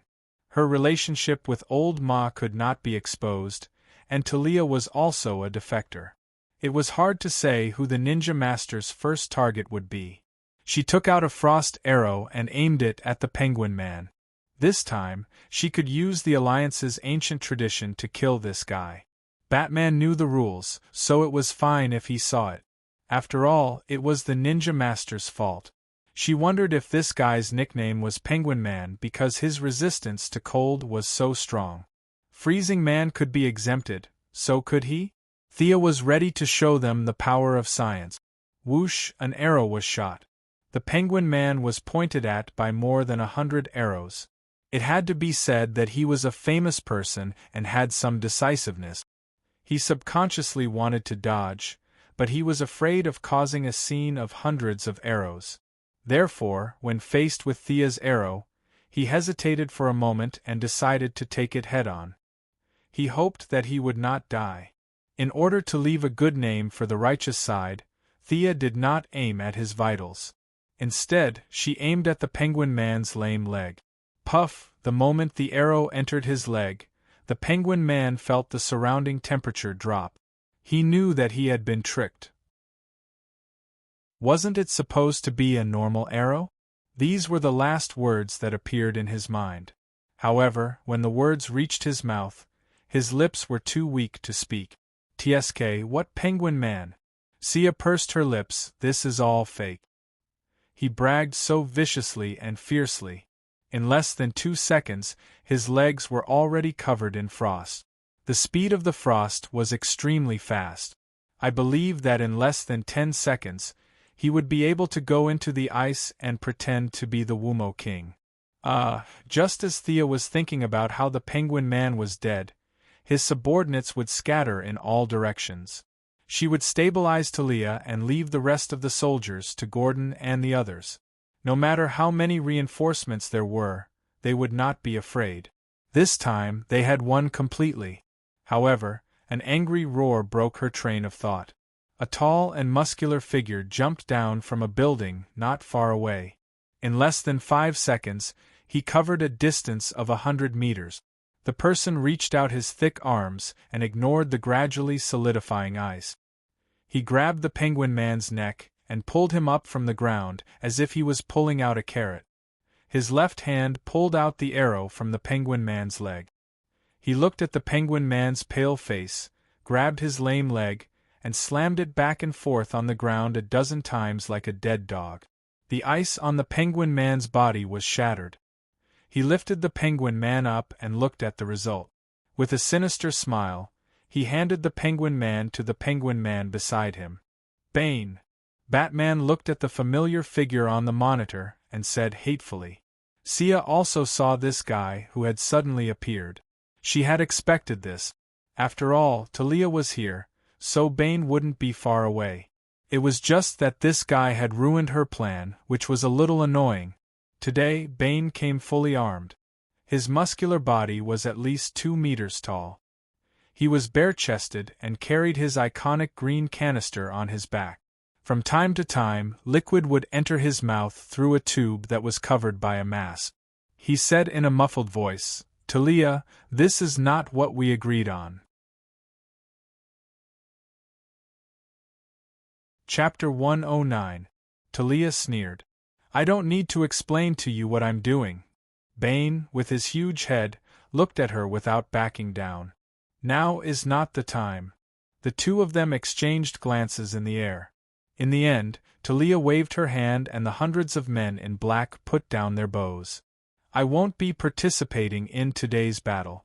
You can have fun." Talia blew Thea a kiss and left with her men. "Do you want to suffer the wrath of the Alliance?" Sia glared at Bane fiercely. It had to be said that she was a little too immersed in the role. She had perfectly imitated the vengeful spirit of a ninja master. To be honest, Bane didn't dare to provoke the master.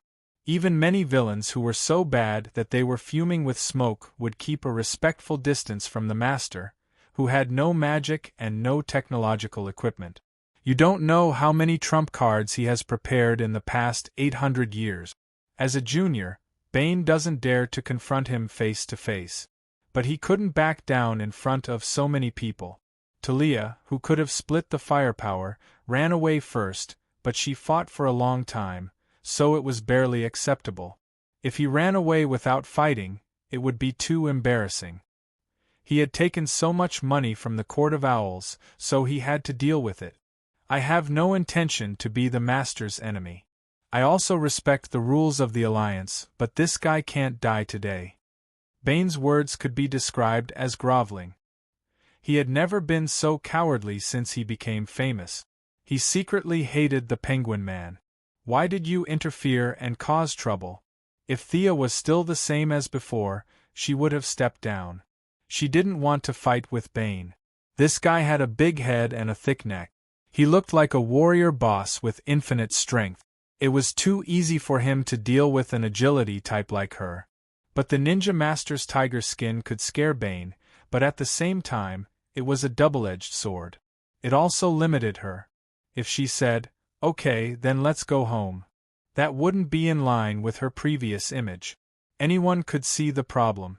This role-playing game had to continue. Thea said gloomily, "Then you can try." After saying that, he used his fastest speed to draw an arrow. He didn't use his eyes to aim, but instead used his powerful perception to shoot an arrow at the unconscious penguin. Bane had also been paying attention to prevent her from attacking, but he had never seen Thea shoot an arrow. He had only heard from Talia that she was not as good as her. Now that he was facing Thea's highest-level arrow, he had underestimated her. It was too late for him to run over. Penguin was the one with the most underlings present. The Owl Court had paid him a large sum of money so that he wouldn't die here today, so Bane had no choice but to give it his all. The green canister behind him boiled violently, and a large amount of venom flowed into Bane's body through the pipe. His arm visibly thickened. He grabbed a gang member beside him and threw the arrow at Thea. If the trajectory of Thea's arrow could still be vaguely seen, the human sandbag that Bane threw later had exceeded the retina's reception limit. The unlucky guy took Thea's arrow head-on and was killed before he could even make a sound. That's so fierce. The people present might only think that it was powerful, but Thea, who was close to the limit of human physical strength, knew the huge gap between them all too well. Her arrow's speed was about 300 feet per second, which was 90 meters. If the arrow kept moving at a constant speed, it would be 300 kilometers per hour. However, Bane's hasty throw was estimated to be more than 500 kilometers per hour. If the weight of the arrow and the air resistance were taken into account, the value would be even higher. It was true that strength created miracles. The ancients didn't lie. This person could only be defeated with wisdom, not brute force. Thea was momentarily stunned by this guy's shocking move. Bane's hasty use of the venom to strengthen himself was actually not a good thing. Now that the venom was attacking his brain, he threw away his worries about the Alliance and glared at Thea fiercely. This is indeed the Alliance's style. A bunch of scumbags who only know how to sneak attack. Do you dare to fight me one-on-one? Thea had more than 500 underlings with her, so how could she fight him one-on-one? She would spare his life this time, but next time, she would bring a skateboard and beat him up. Layla, are your snipers ready? Let's shoot him twice first. I want to see how strong his defense is. Thea's so-called 2 shots was just an adjective. The Heaven's Eye Society's agents understood perfectly. The snipers from 3 directions fired 5 shots without stopping. Bang! Bang! Bane was very experienced. Perhaps because he was not very agile, he had no intention of dodging at all. He covered his face and heart with his hands and took 15 bullets head-on. The bullets were enough to penetrate a 4 mm thick steel plate from 1,200 meters away. However, such an impressive result was ineffective against Bane's strong body. The bullets were stuck in the muscle layer, and the ones at bad angles only scratched Bane's skin a little. With his strong self-healing ability, bullets were constantly squeezed out of his muscles and fell to the ground. No matter how confident Thea was, she did not think that her bow and arrow could be stronger than a sniper rifle. As for using her sword to fight, it was not within her plan at all. This guy was destined to be dealt with by her master. She would rather be a bystander. However, if she wanted to dodge, she would have to ask Bane for permission. He wanted to scold Thea for not following the rules of the martial arts world. What happened to the cold weapons competition? She looked cool when she squeezed out bullets, but in fact, how could the bullets not hurt when they hit the body? Although the venom accelerated the healing of the body, it did not come without a price. The venom would constantly corrode his brain. Every time he used it, he would need to recover for a long time to keep his mind clear. He did not want to waste time talking nonsense. With the intention to end the battle quickly, he ran towards Thea like a bull. "You've got your eyes set on me, haven't you?" Thea's temper rose. "I just don't want to hit you. Not that I'm afraid of you. I'll let you see the advanced martial arts concepts of the East. I'll let you know what it means to use softness to conquer strength. I'll let you know what it means to use softness to conquer strength."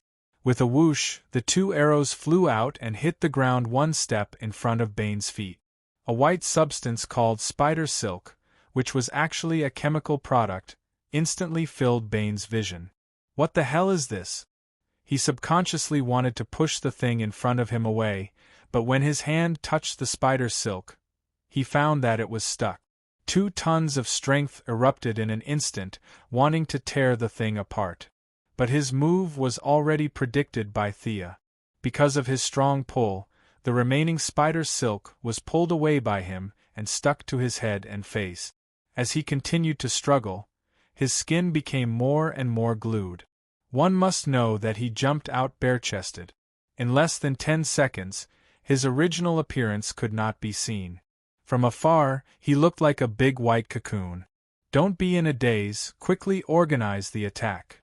Thea felt that her companions might have been too busy watching the show and had already forgotten what they were here for, so she kindly reminded them. Chapter 110. Before they could react, Thea swung her sword with her right hand and pointed it at the sky. "For the glory of the Alliance." No, the words quickly changed to "for the freedom of Gotham." When the first gunshot rang out on the battlefield, she had already found cover and rested in a corner. It couldn't be helped. After fighting for half an hour, Talia wasn't easy to deal with. Not only was she exhausted, but she was also injured. She looked at her wounds. They were all superficial wounds. Her clothes looked good, but they had almost zero defense. Next time, she would have to get a set of high-density Kevlar from Batman.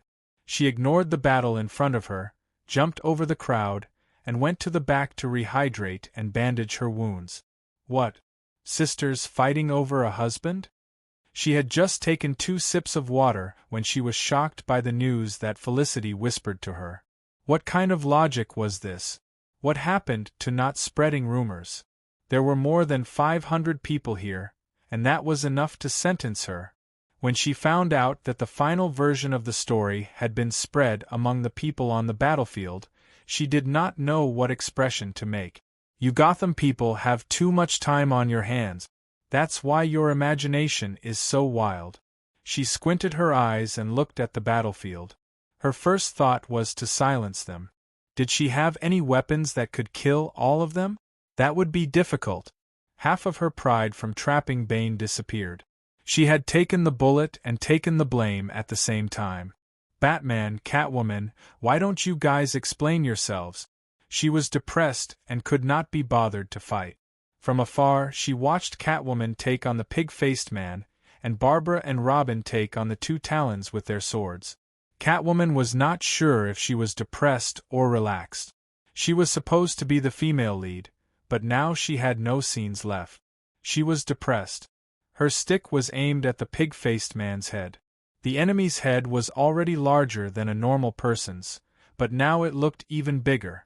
Was she planning to beat him until he became an idiot? Barbara and her husband worked well together. The 2 Talons were top killers trained by the Owl Court since they were young. They were not weak either. It was hard to tell who would win in a 2 versus 2 situation. Thea, I know you need to recover your strength, but you won't be able to trap Bane for long. Bruce, who was monitoring the situation from afar, was very concerned about the enemy who had broken his back. Oh. Thea nodded in understanding. Her eyelids drooped as she looked at the large cocoon in the distance. Bruce was right. At first, Bane was not really trapped in the web. He had fainted because he had absorbed too much of the chemical substance from the spider's silk. Now, with his amazing resistance to poison, he had gradually regained consciousness and was struggling with all his might. Counting the arrows on his body, he originally had 5 frost arrows. Killer Crocodile used 2, and the Penguin just now wasted 1. It seemed that he would have to use another one today. The distance was a little far, so he could only use projectile. Fortunately, the power of the frost arrow was not reflected in the arrow.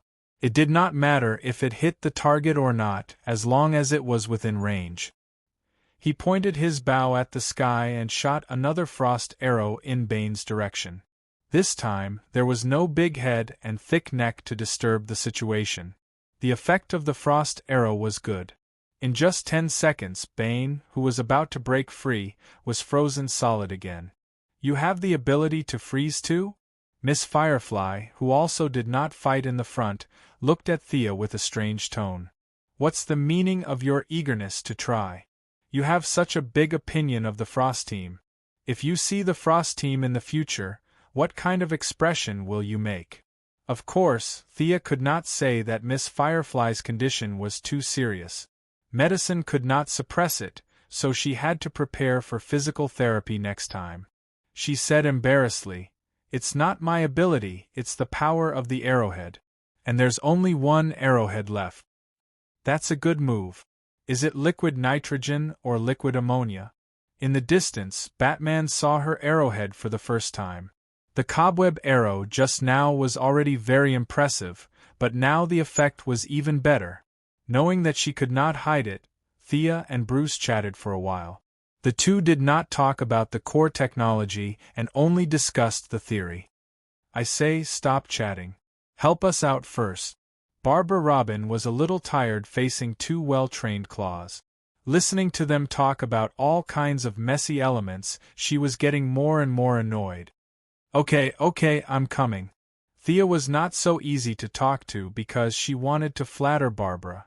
After all, she first came to Gotham to rob the rich. Now, who in Gotham was richer than the Court of Owls? The accumulation of dozens of families for more than 200 years, however, this matter could not be done in public. It required some secret methods. She took out a special arrowhead. This arrowhead was installed with a nanoscale tracker. It was stolen from Ray Palmer's company by one of Old Ma's men. Old Ma thought it was useless and gave it to Thea. Even Felicity did not know about the arrowhead's creation. The Court of Owls was rich, but they hid it well. In order to find this group of fat sheep, Thea decided to use the tracker on the two claws. She aimed at one of the claws that was less agile. Robin's baton hit him, and he could only dodge to the side and look for an opportunity to counterattack. Thea kept moving in the crowd and saw this flaw. Without hesitation, she pulled out an arrow and shot.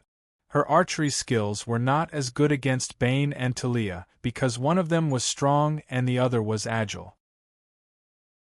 However, it was just right to deal with these people whose strength was between second tier and first tier. The arrow hit him squarely in the stomach. Ouch! Even though the claws were brainwashed and did not have any sense of right or wrong, they could still feel pain. Knowing that he was ambushed, he waved the sword in his hand like a windmill and forced Robin to back off. He gritted his teeth and pulled out the arrow from his stomach. He looked around for the person who ambushed him. At this time, Thea retreated back into the crowd.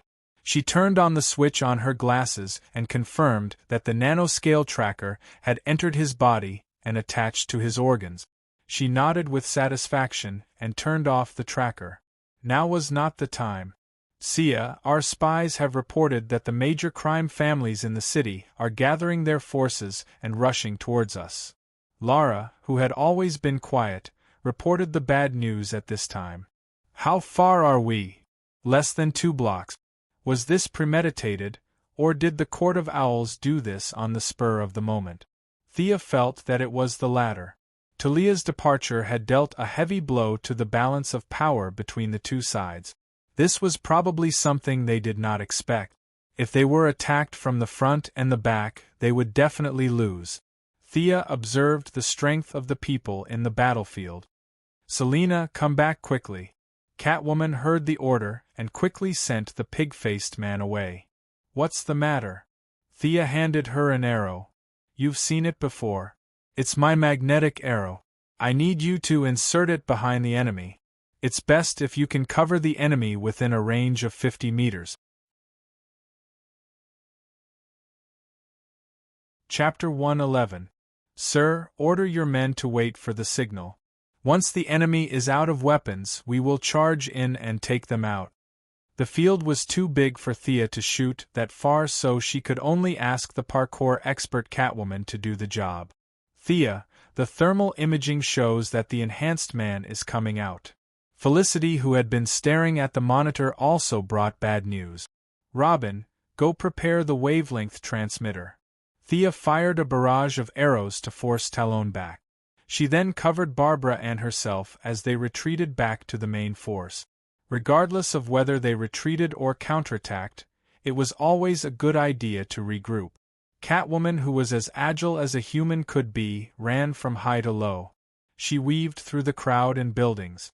She had an excellent sense of direction, and after a few turns, she arrived at the back of the main force. She then used the dart technique to insert the arrows into the ground behind the battlefield. It's done, Catwoman said to Thea behind her. Find a place with thick walls and hide. Thea estimated the time and pressed the switch on the bow.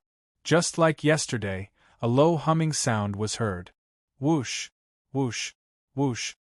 Many of the Arkham bandits were shaken by the loud noise, and they didn't even notice that their weapons were gone.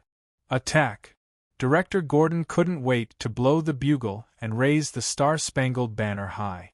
The old man took the lead and rushed up with his pistol. His men saw how reckless the director was and how the enemy had lost their weapons.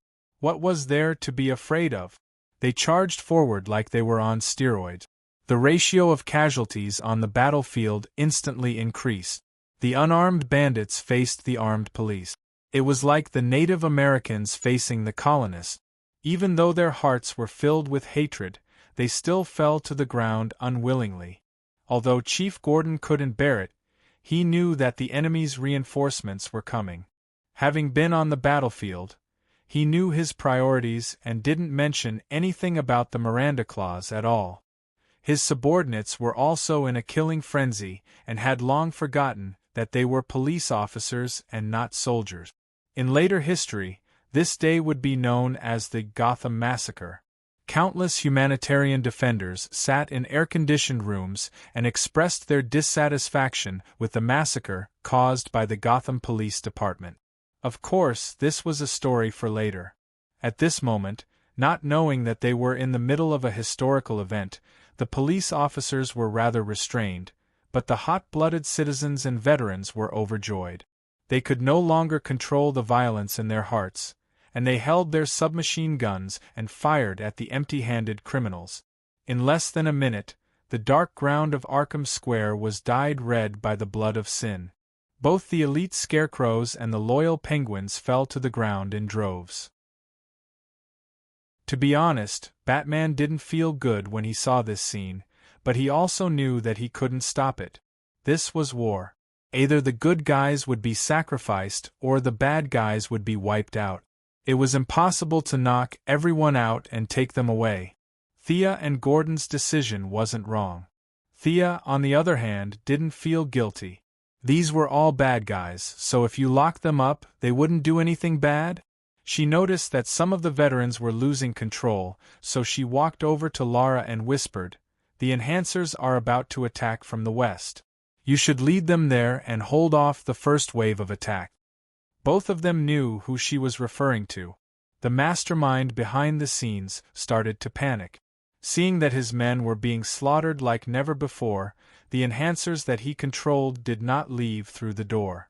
Instead, he used explosives to open up a path, and over 200 enhancers charged out.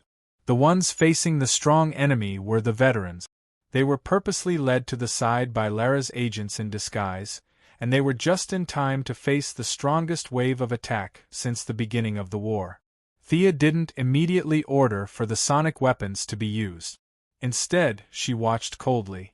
On one hand, she wanted to reduce the number of uncontrollable factors, and on the other hand, she wanted the enhancers to enter the attack range. As the veterans continued to die, until there were no more enhancers coming out of the asylum, she nodded to Robin. This time, the sound wave was different from Sia's magnetic arrow. Her magnetic arrow was purely collateral damage. Master Bat's infrasound was the real deal. Before anyone on the battlefield could notice anything, the 200-plus enhancers had already started to stagger. The effect is not bad. Thea gestured to Director Gordon. Let's continue. Can these people still be saved? The old director was still trying to salvage the situation, but Thea shook her head. The genetic transformation is irreversible. They are no longer the original citizens, Director. The old director, who was known as the Executioner Gordon in the years to come, had nothing to lose. What difference did it make if they killed 300 or 500 people? With a wave of his hand, everyone started to focus fire on the new target. It had to be said that the effects of the biochemical experiment were obvious. These people were much stronger than the dead bandits on the ground. Many of them could still run forward after being shot 4 or 5 times. But as more and more people fell to the ground, the remaining few with thick skin had to face the barrage of 5 or 6 guns at the same time. They were bleeding profusely, and the sonic weapons were still emitting infrasound waves, which increased the casualties of the enhancers. Bang! An earth-shattering sound pulled Thea's gaze to the east. Bane, who was frozen by her, had made countless cracks in the ice. Half of his strong arm was already stretched out. The loud sound was the result of his all-out attack. This was the first time Thea saw someone who could defrost himself. Although this method was a little violent, this guy's strength was indeed beyond scientific calculation. This was too exaggerated. Did she have any other way? Thea, get out of the way. He has lost his mind. Batman knew this enemy well and quickly reminded them. Yes, breaking the ice from the inside. How strong was that? At this time, Bane's eyes were bloodshot. He broke the ice on his body with a few punches and kicked. The muscles on his upper body were bulging like a small mountain. The venom on his back had decreased by 1/5, and there was still a lot of it being delivered to his lips from the can. This guy had gone berserk because of her. Thea thought this was the most reasonable explanation. Whoever went up now would die. The military helicopters that were originally prepared to deal with the crime families had no choice but to participate in the battle ahead of time. She turned to Lara and said, "Shoot him with your helicopter cannons and see if you can lure him away. If he leaves the crowd, use the missiles." She raised her hand and made a cutting motion. What about Batman's fated battle? She really didn't think that much. Besides, looking at this berserk guy, Master Bruce should just go to sleep. You can't beat him, so I'll help you take care of him first. The military helicopters were very fast. They quickly drove over from their previous hiding spot and rained bullets on the big fool on the ground who was emitting green gas.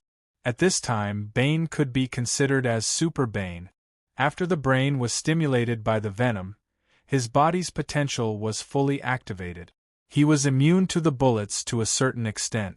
He grabbed the things around him and threw them into the air.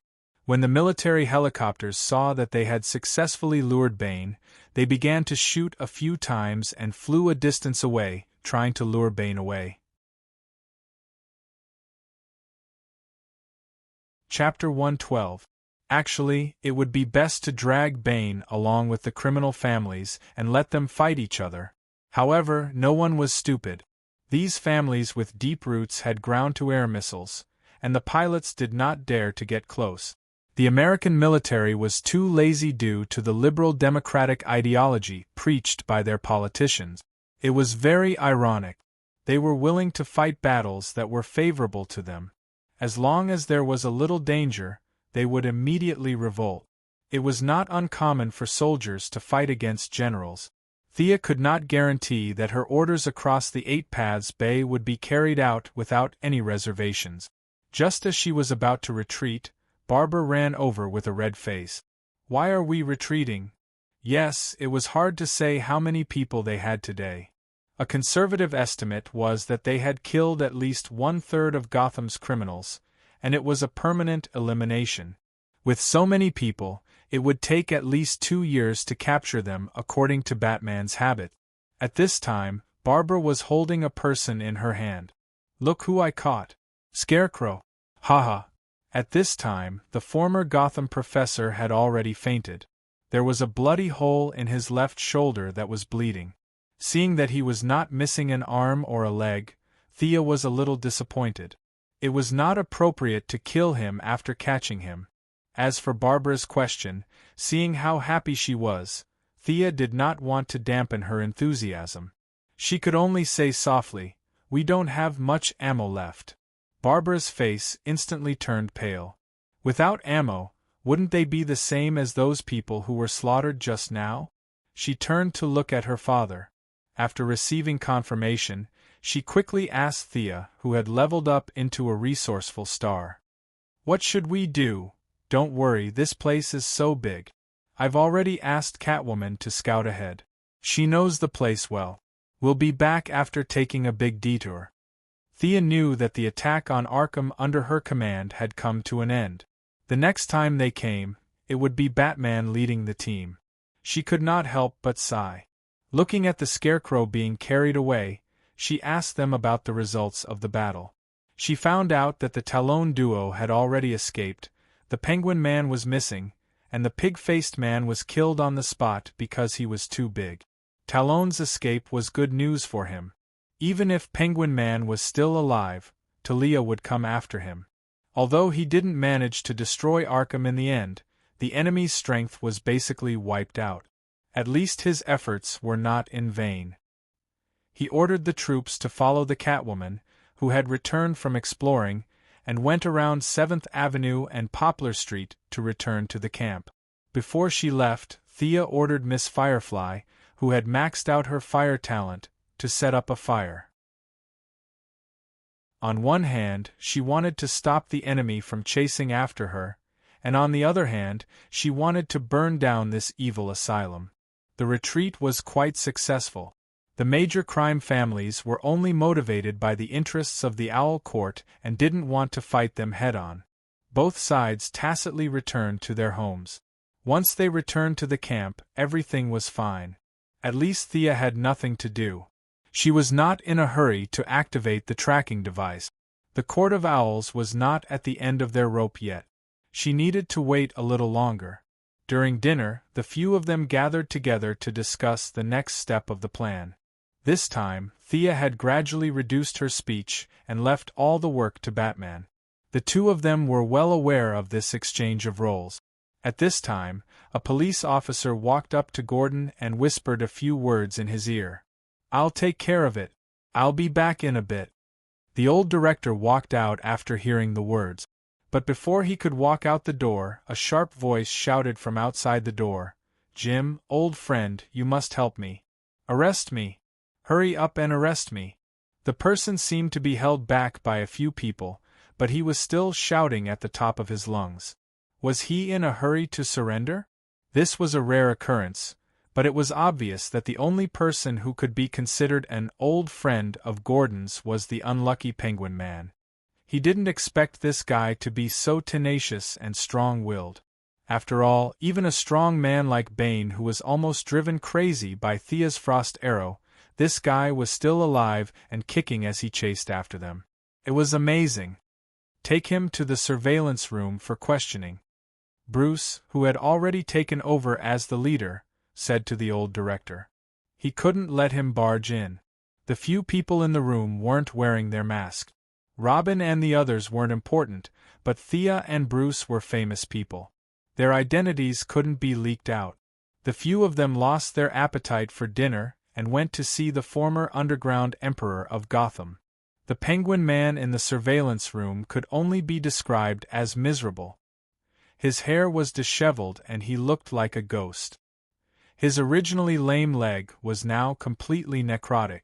He had to be supported by his loyal subordinates all the way here. He probably knew that the few of them were looking at him in front of the surveillance camera. He cried and complained to the camera about his various evil deeds, which meant that they had to arrest him immediately. "What do we do with this guy?" Gordon, the boss of the police station, asked. This guy was obviously afraid of death. He used the excuse of surrendering, but in reality, he was here to avoid trouble. Anyone with an above-average IQ could understand this, but he couldn't throw him out because of his identity. At the same time, he subconsciously looked at Thea to ask for her opinion. He really didn't understand how the Alliance should take revenge. Looking at the high-end ceremony, would it cause a chain reaction if he said that he was going to take him into custody? Was it necessary for him to sacrifice countless police officers for a major criminal? It was a bit of an exaggeration to say that Thea was buried in the hole she dug, but at least half of it was buried. She couldn't say that she was acting during the day. Her relationship with the Alliance couldn't be exposed, so she had to keep it a secret. She thought about it again and again. She couldn't say anything, so she could only push the blame to someone else. Let Uncle Bruce decide. She turned and left the surveillance room after saying that.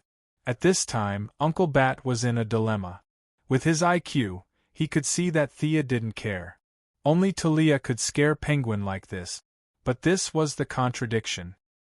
He didn't want to see Talia at all, but he also didn't want to let the criminal go. He wanted to go back to bed and pretend to be sick for a few more days, so that he could push the blame to Thea, but Thea had already run away.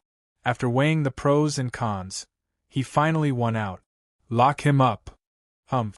Catwoman knew a little about his psychological activities. She thought that he still wanted to see his old lover.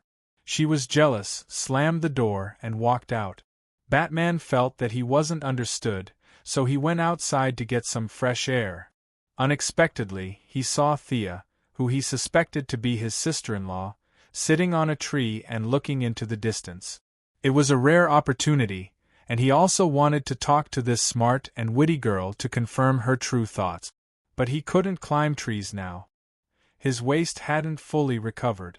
He walked to the tree and asked softly, "What are you thinking about?"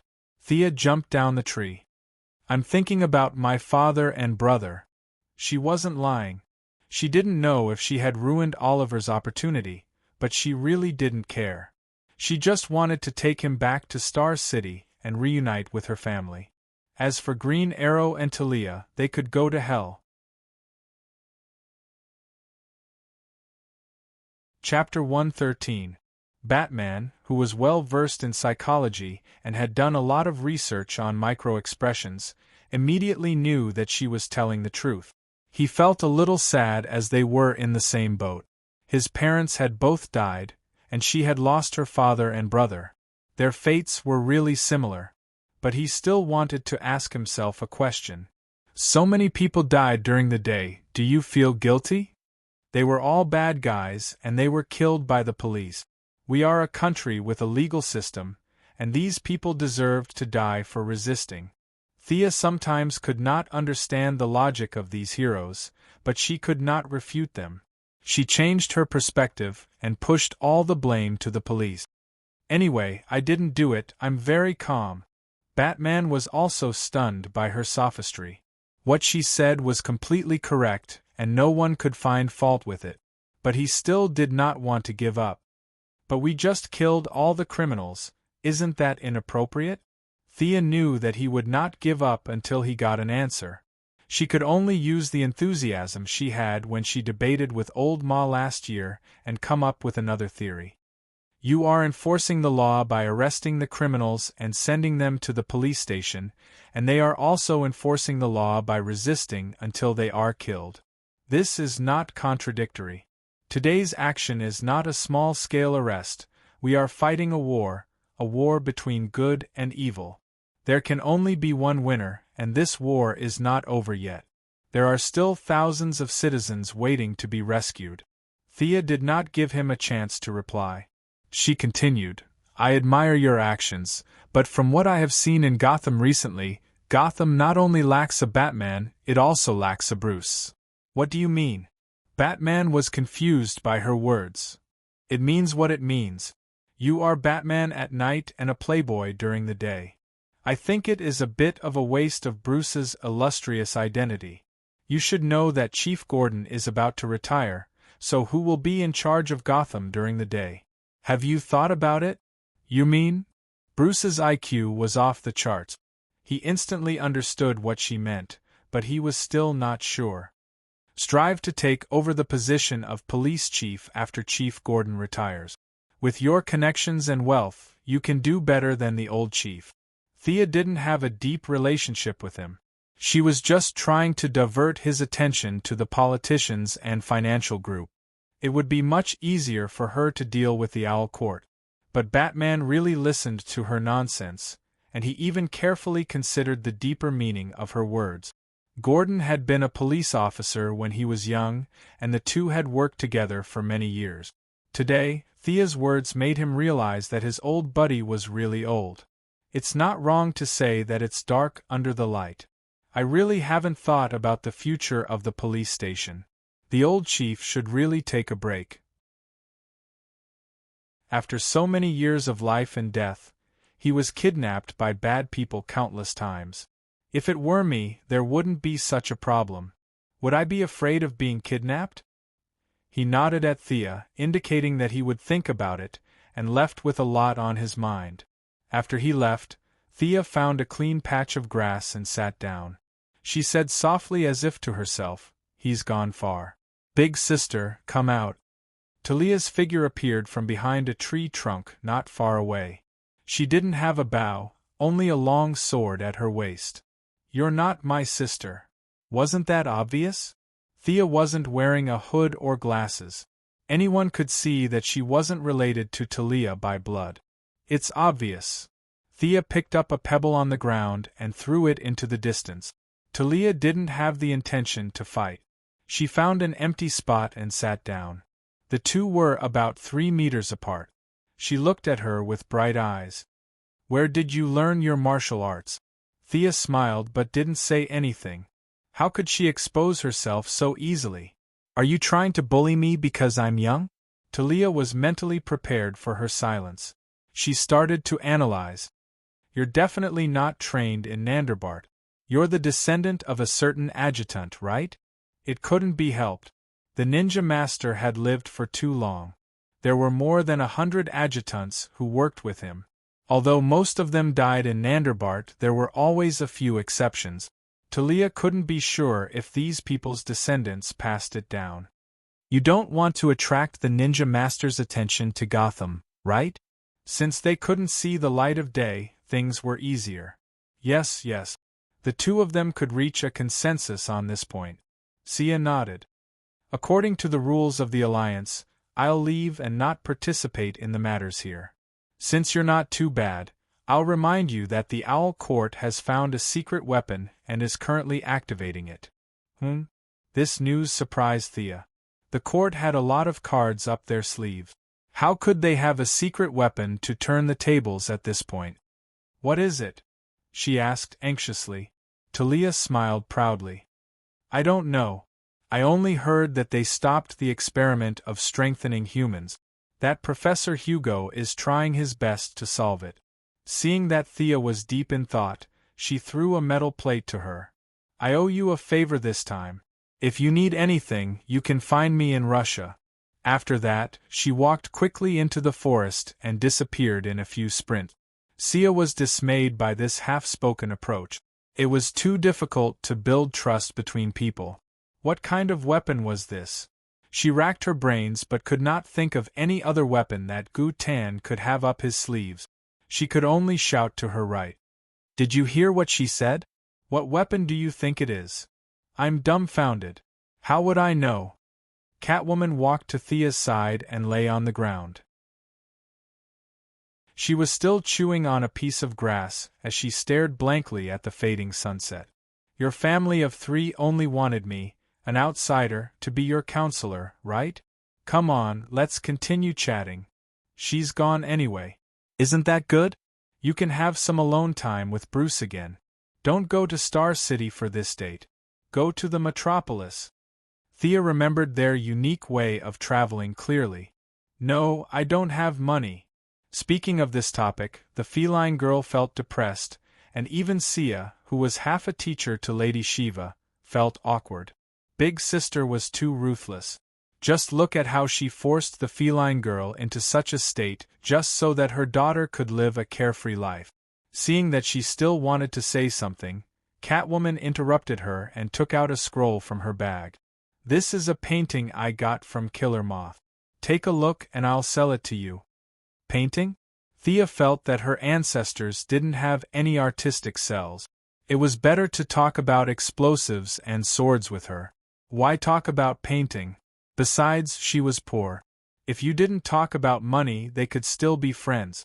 However, it wasn't appropriate to reject it directly. She could only accept it and take a look. The painting wasn't long. It was less than a meter in length and width. It was obvious that the painting was very old and had been repaired by an expert. However, Catwoman violently cut it, so its value was reduced by at least 50%. The content of the painting was also very monotonous. It seemed to be a forest with a winding stone path in the forest. Other than that, there was nothing else. There were no people or animals. It could barely be considered a landscape painting. Chapter 114. It was supposed to be a very ordinary painting, but it was this ordinary painting that made Sia feel that her strong willpower was constantly being absorbed. At the same time, whispers came from the painting, the sky, and the trees. It would have been better if she could hear them clearly, but the voices were so soft that it seemed like a gust of wind could blow them away. No matter how hard she tried, she could not hear a single word. Hey, what's wrong with you? The feline girl was still waiting for her to reply, but after waiting for a long time and seeing that she didn't respond, she gave her a light push. Me! Sia didn't know what was wrong with her. She carefully looked at the scroll again.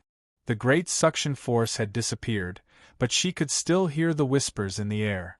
She didn't know if it was because of her tinnitus or something else, but she could still hear the whispers in the air. There was definitely something wrong with this painting, but was it only affecting her or everyone else? Sia had to ask the Catgirl to see if she had any abnormalities. "What era do you think this painting is from?" "The software shows." Catwoman almost gave Felicity away, but she quickly corrected herself. "I think it's an antique that's more than 1,000 years old." Thea was not in the mood to pay attention to her slip of the tongue. She wanted to confirm one last time. She opened the painting and asked Catwoman, "Which master do you think left this painting behind?" Catwoman had actually looked at the painting several times. If she could figure out its origin, she would have sold it for money. She glanced at it casually. "I don't know." Thea had been watching Catwoman's subtle facial expressions from the corner of her eyes, but nothing happened. Catwoman was still lying there lazily, in stark contrast to her previous absent-mindedness. "This painting is destined to be with me?" That thought popped up in her mind. "Then there's nothing to say. I'll buy it myself." Catwoman was a little embarrassed when she asked for the price. It was against her principles to sell such a worn-out and obviously stolen painting to her friend. But she was really in a tight spot now. A hero was a hero after all, so she did not have any psychological burden. Thea was poor, but a starving camel was still bigger than a horse. No matter how poor she was still a billionaire. The two of them completed the transaction happily. Catwoman, who felt that she had taken advantage of a fat sheep, was afraid that she would regret it and run away. Thea did not feel that she had been cheated. If there was nothing wrong with the painting, she would not have taken it. She secretly laughed at Catwoman's blindness. She would be poor all her life. Back at the campsite, they met to discuss the superweapon that Talia mentioned. Batman played dumb and did not ask her where she got the news from. Gordon and the others did not think to think so. As they discussed, they were all a little confused. As locals, they had no idea that there were any powerful weapons in their city. The old director also interrogated Penguin Man and Scarecrow, but to no avail. The spies under Lara's control did not give out any important information either. They only heard that Bane had finally regained his consciousness after 2 days. Now, he was hiding in Arkham to recuperate from his injuries. The remaining major crime families were fighting over the territories of Penguin Man and Scarecrow, who had survived the butcher's knife. The families fought, and the Owl Court did not stop them. In short, other than the illusory powerful weapon, the rest was good news. Thea got rid of her red leather jacket and changed into the high-density Kevlar combat suit that Batman provided. Wayne Group had been in the field of biopharmaceuticals for many years. They were at the top of the world when it came to micromolecular composite materials. Of course, to maintain the consistency of her personal style, the combat suit was still mainly red. This combat suit was extremely tough. It was immune to handgun bullets at close range, and bullets from rifles within 100 meters could also be stopped at the fabric layer. However, Thea politely declined the cape that Batman had given her along with the clothes.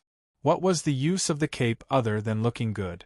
How many times had the red cape of a Supergirl been grabbed by the enemy and beaten to the ground?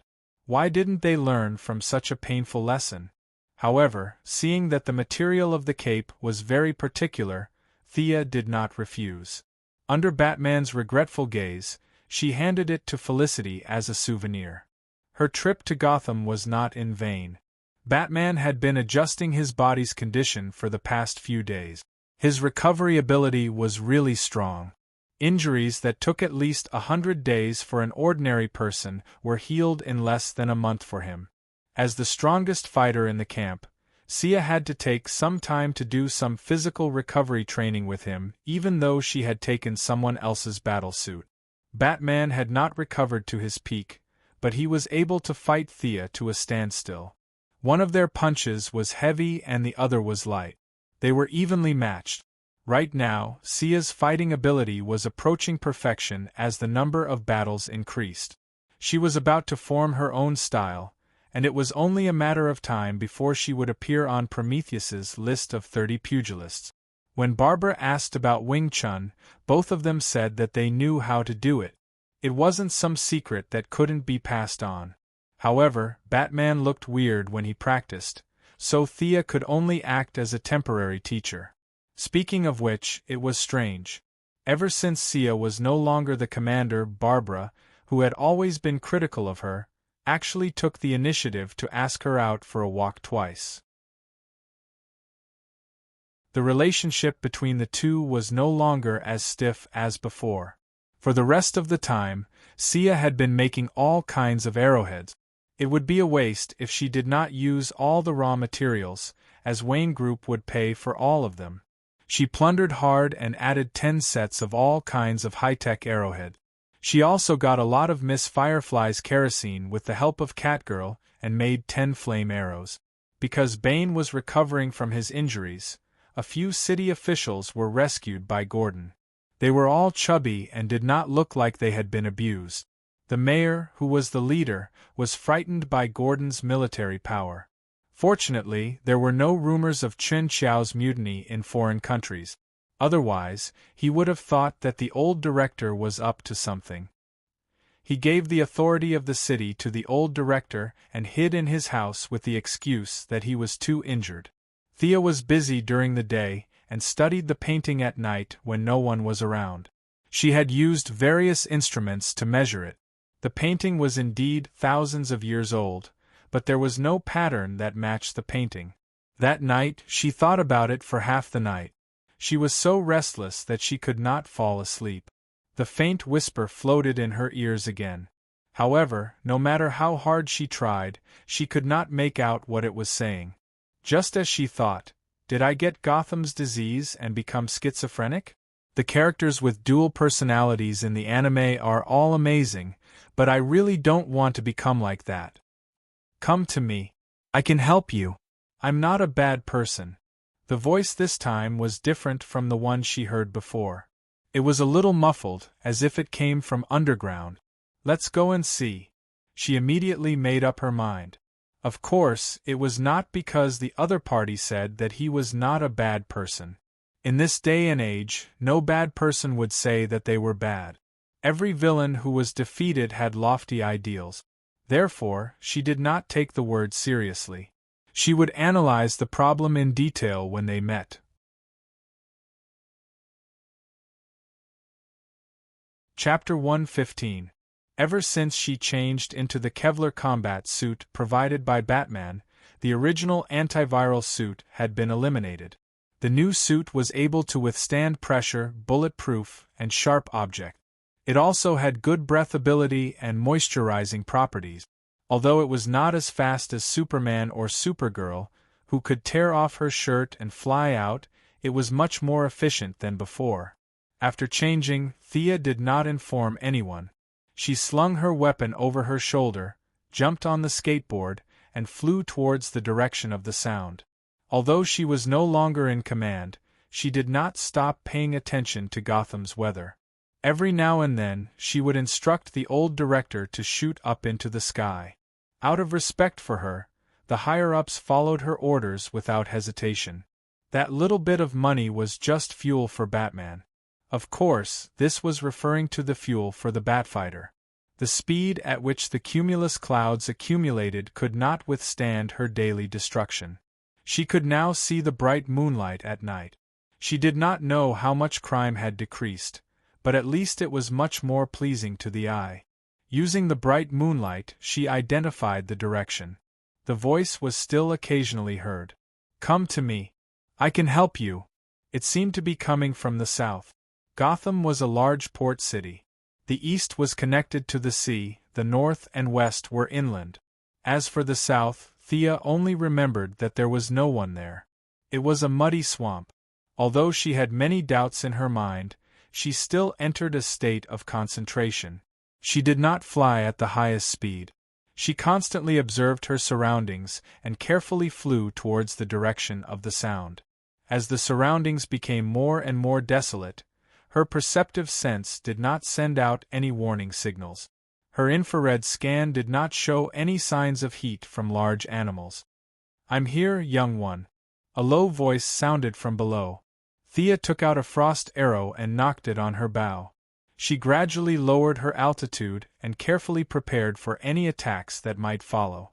However, when she descended to an altitude of 20 meters, her surroundings were still desolate. No matter how she looked around, she could not see any signs of life nearby. "Where are you?" Although it was silly to ask, she really did not see this so-called person who could help her. "I'm out. I'm not a bad person." Following his words, a gurgling sound of water could be heard. The swamp below began to ripple. A certain green guy that looked like a large sludge monster slowly crawled out of the swamp. Vines were flying everywhere now and then. Tons of mud was suddenly pulled into the air by the figure and then fell back into the swamp because of gravity. Thea stared blankly at the 5-meter-tall green humanoid creature in front of her. Who was this? Or rather, what was this thing? She looked at the bow in her hand. Her archery skills, which had been successful in the past, did not give her any sense of security at all. Could her arrows hurt this guy who was 5 meters tall and weighed several tons? The only thing that gave her courage was the skateboard under her feet. If she couldn't win, she could still run. Maybe she couldn't say a single word. She quietly watched as the tall green creature moved around a few times, rubbing its face and stretching its neck. Guessing that she was not on its menu, Thea shouted loudly, "Did you summon me?" She had no choice. They were at least 50 meters apart. She was afraid that he would not hear her even if she shouted. However, it took him half a minute to respond. These short 30 seconds were enough to make her anxious. She was afraid that he would use his ultimate skill to kill her instantly. "It's me, young one," the green creature replied slowly. This made the short-tempered Thea's eyebrows twitch. If she could not defeat him, she would definitely teach him a lesson. "You? What do you want from me?" Thea knew that she had to lower her head when she was under someone else's roof. She lowered her altitude to the same level as him and asked respectfully. "It's a long story. Be patient," the green creature said calmly. Thea felt that this guy did not seem to have any bad intentions. She could only say that she was very patient and that they could talk until dawn. "I'm not a bad person." Thea did not understand why he kept emphasizing this point. It remained to be seen if he was really not a bad person or if he was just trying to numb her. "I'm a botanist. I became like this because of an experiment. My original name was Alec Holan. Of course, no one calls me that anymore. They all call me the Swamp Monster." The giant green creature, or rather, the swamp monster, sighed when he talked about the past. However, he quickly put the past aside and talked about the purpose of today's visit. "There are many supernatural beings in this world. I'm one of them. Our leader detected a supernatural reaction on your body. That's why he ordered us to come in contact with you." Thea's mind was filled with question marks. What did he mean by that? Was there a supernatural reaction on her body? Was she about to awaken her superpower? In her memory, version 1.0, Thea was just a normal person. She had spent half her life under the wings of the Green Arrow. She ran around everywhere and had a few boyfriends who were all courting death. It could be said that she would die if she came into contact with them. Since when did being a loner count as a superpower? "I don't quite understand what you mean. Are you here to warn me or to capture me?" It wasn't that Thea always looked down on others with malice. It was just that the people in this world were like that.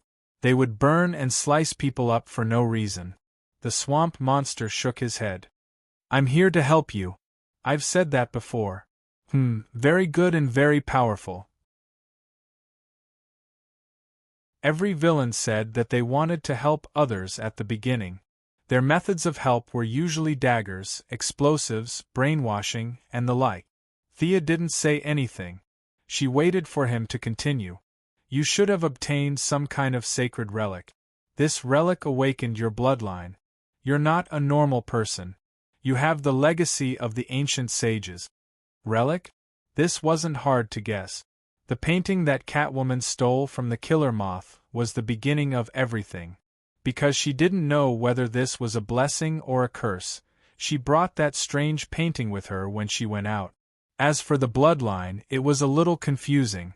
Was it brought about by the fusion, or did she have it in the first place? This was a bloodline. It sounded so high and mighty. What bloodline limit, D-clan, weren't they all cheats brought about by the bloodline? But did she really have such a thing? Although she was a little afraid that this big green guy would snatch her painting, she still took it out. The relic you're talking about is this, right? As for the bloodline, can you explain it? The swamp monster revealed a smile that he thought was kind, but Thea thought was terrifying. Only you know your bloodline. I used to be a botanist, but now I'm not even a human. I can't determine the source of your bloodline. Only I know? What do I know? Thea's brain was about to become mush. Just when she was about to say that she couldn't remember, the scenery in the painting flashed in her mind, and her family name that she had never shown before. Merlin.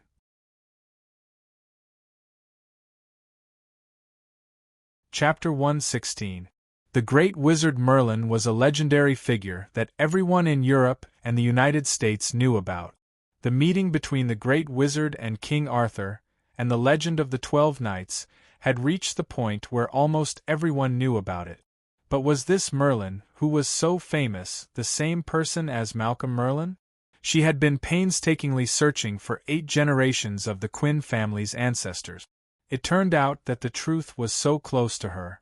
But was this really the truth? She looked at her own hands. Her 5 slender fingers were white and full of strength. Whether it was a bow or a sword or a dagger, she could use them all skillfully. But no matter how she looked at it, it did not look like she could shoot fireballs or icicles. Moreover, in terms of bloodline, Old Ma's bloodline should be purer than hers. The old man had been scheming all his life, but in the end, it could be said that he became more and more miserable. She did not see him awaken any great ability in adversity. The so-called bloodline also did not help him kill the Green Arrow and the Ninja Master. Could he become a wizard? Thea imagined the scene of Malcolm wearing a robe and shooting fireballs. That scene was too beautiful. You must be kidding me. However, the swamp creature in front of him seemed to be telling the truth, and it didn't seem to be a lie. Thea pointed at herself. Do you have my bloodline now? But I don't feel any difference. The swamp creature did not speak. Countless vines of plants rose from the mud below him. Wrapped in a variety of dazzling plants, the vines lifted up a dark red vessel. Looking at the clean, cup-like vessel that was taken out of the mud in front of her, Thea now truly understood what it meant to be untainted by mud. Needless to say, this was definitely a treasure, but it was definitely not meant to be with her. Sure enough, the swamp creature spoke. This is the soul awakening cup of the leader's wife. It can successfully awaken your bloodline. As for whether it succeeds or not, it depends on you.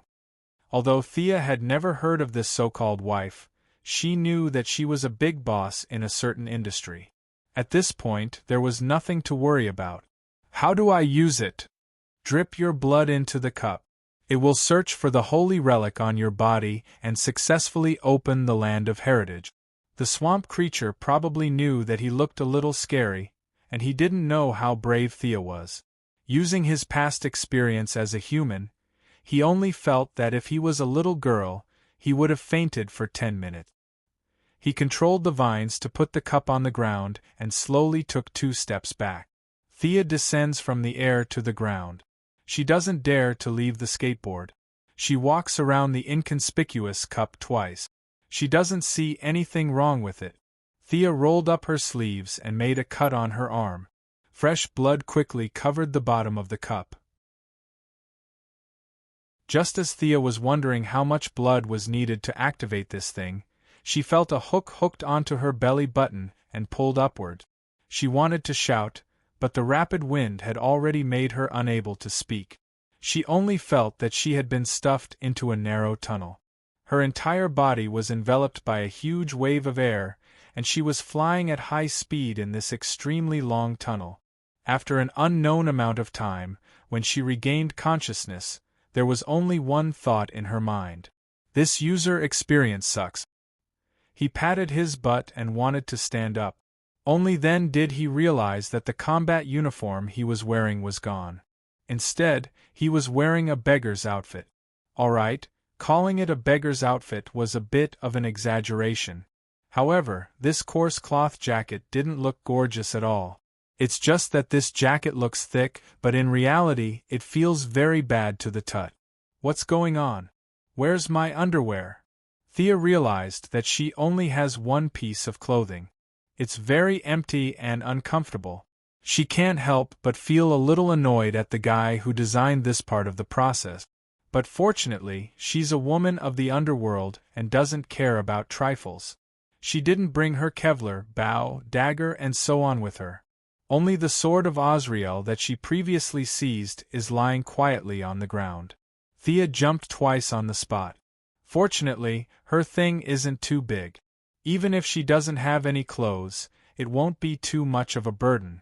This is good news, because the surrounding looks very similar to the forest path in the painting. Thea looked very much like the forest path in the painting. The trees were tall and dense, and there were signs of a battle. As the saying goes, don't enter the forest. However, do I have a choice now? She pulled out her sword and slashed at the nearby trees. Not bad, this is my sword. I didn't get myself a fake one. Looking around, it seems that this is the only stone path in front of her. This path is very long and winding, and it seems to go straight to the top of the mountain. Thea took a deep breath. The feeling of not having any underwear lingered on her body. She tried her best to use the secret technique that Madame Shiva taught her. She abandoned all distracting thoughts and focused on walking up the mountain. The path was neatly built. Thea didn't know if this is a real scene or a world in the painting. She didn't see any animals or birds along the way. Her surroundings were quiet. Occasionally there would be wind blowing, but it didn't cause any disturbances to her sharp senses. Just when she was about 1/5 of the way up the mountain, she received a warning from her perceptive sense. There was a tingling sensation that seemed to be stabbing her brain. Someone is ambushing me. Thea quickly saw the target. A guy with a face full of black fog and a body full of armor jumped down from a tree and slashed at Thea. At this time, the enemy was in midair, and his body was full of openings. In theory, it was the best time to attack. However, because she didn't know how strong his armor was, Thea chose to dodge. Thea did a side roll in advance to avoid the heavy slash. She didn't get up, but used the sharp sword in her hand to slash at the unprotected foot of the enemy. The armored man reacted quickly. He lifted his foot to step on the edge of her sword. At the same time, he used the huge two-handed sword to slash at Thea's head. This guy is very powerful. Thea used her agility to pull away and focused on defense. She peeked at the opponent's attack pattern and waited for the opportunity to find a flaw to determine the winner. Through the continuous exchanges, Thea gradually figured out the ins and outs of this guy. Looking at his skills, he definitely wasn't a nobody when he was alive. His two-handed sword danced vigorously, and ordinary people would have been hacked to death if they encountered him. Thinking of this, Thea was a little puzzled. Is my bloodline really Merlin's? Why did the mage selection have a martial arts competition? Or was it that the mages of Ancestor Merlin's time were all warriors? Although she was a little puzzled, she still easily dealt with this guy. Thanks to the ninja master's knowledge, Thea had long seen through this guy's swordsmanship. It was an ancient English battle formation swordsmanship. Whether or not he was a knight of the Round Table was unknown, but this set of swordsmanship was something that Thea had learned before. Moreover, as a master who had been in seclusion for 800 years, he had long studied the ways to break these swordsmanship. As long as she followed the recipe, she would be able to defeat this guy. Soon, Thea found the flaw that she was waiting for. The Black Fog Knight used a move where he held the sword with both hands and stabbed forward. Thea used the edge of her sword to block the knight's sword. Then, she charged forward fiercely and stabbed the sword in her hand into the knight's face. The Black Fog Knight immediately stopped. The shocking killing intent from before dissipated in an instant. He crossed his sword in his right hand and knelt on one knee on his left knee. He performed a salute that Thea couldn't understand, and then disappeared like a breeze.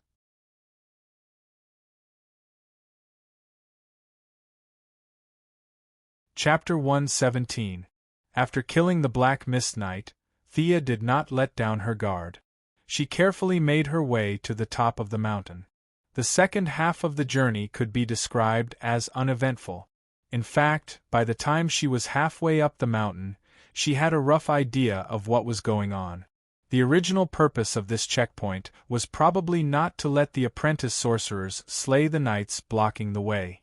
If he guessed correctly, it should be to test the reaction speed and basic physical fitness of the people who came. To put it bluntly, it was to select the person who would run away in the face of danger, and the person who could run away quickly. However, Master Merlin probably did not expect his descendants to have such a weirdo like Thea. She killed the obstacle with just a few punches and kicks. The Black Mist Knight's martial arts were outstanding even today. The medieval ancestors of the Merlin family could only scurry away in front of him. It was impossible that ancient martial arts were better than modern martial art. A skill must be more refined and refined. After countless generations of refinement, the final version must be stronger than the original version. Of course, if there was inner force or true inner force, it would be another matter. Anyway, Thea did not know that there was such a power system in this world. Otherwise, a ninja master who practiced for more than 800 years would have ascended. Phew!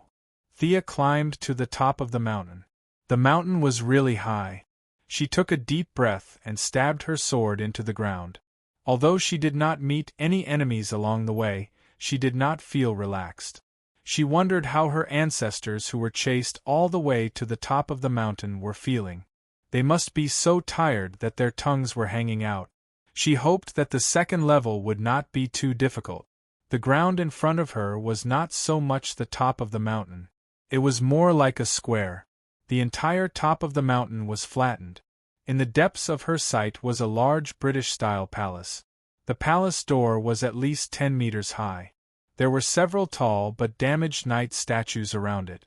Thea did not recklessly push the door open. She wanted to observe for a while. Besides, judging by the height of the door, she might not have the strength to push it open. It seemed that the designer of the level did not want the challengers to push it so recklessly.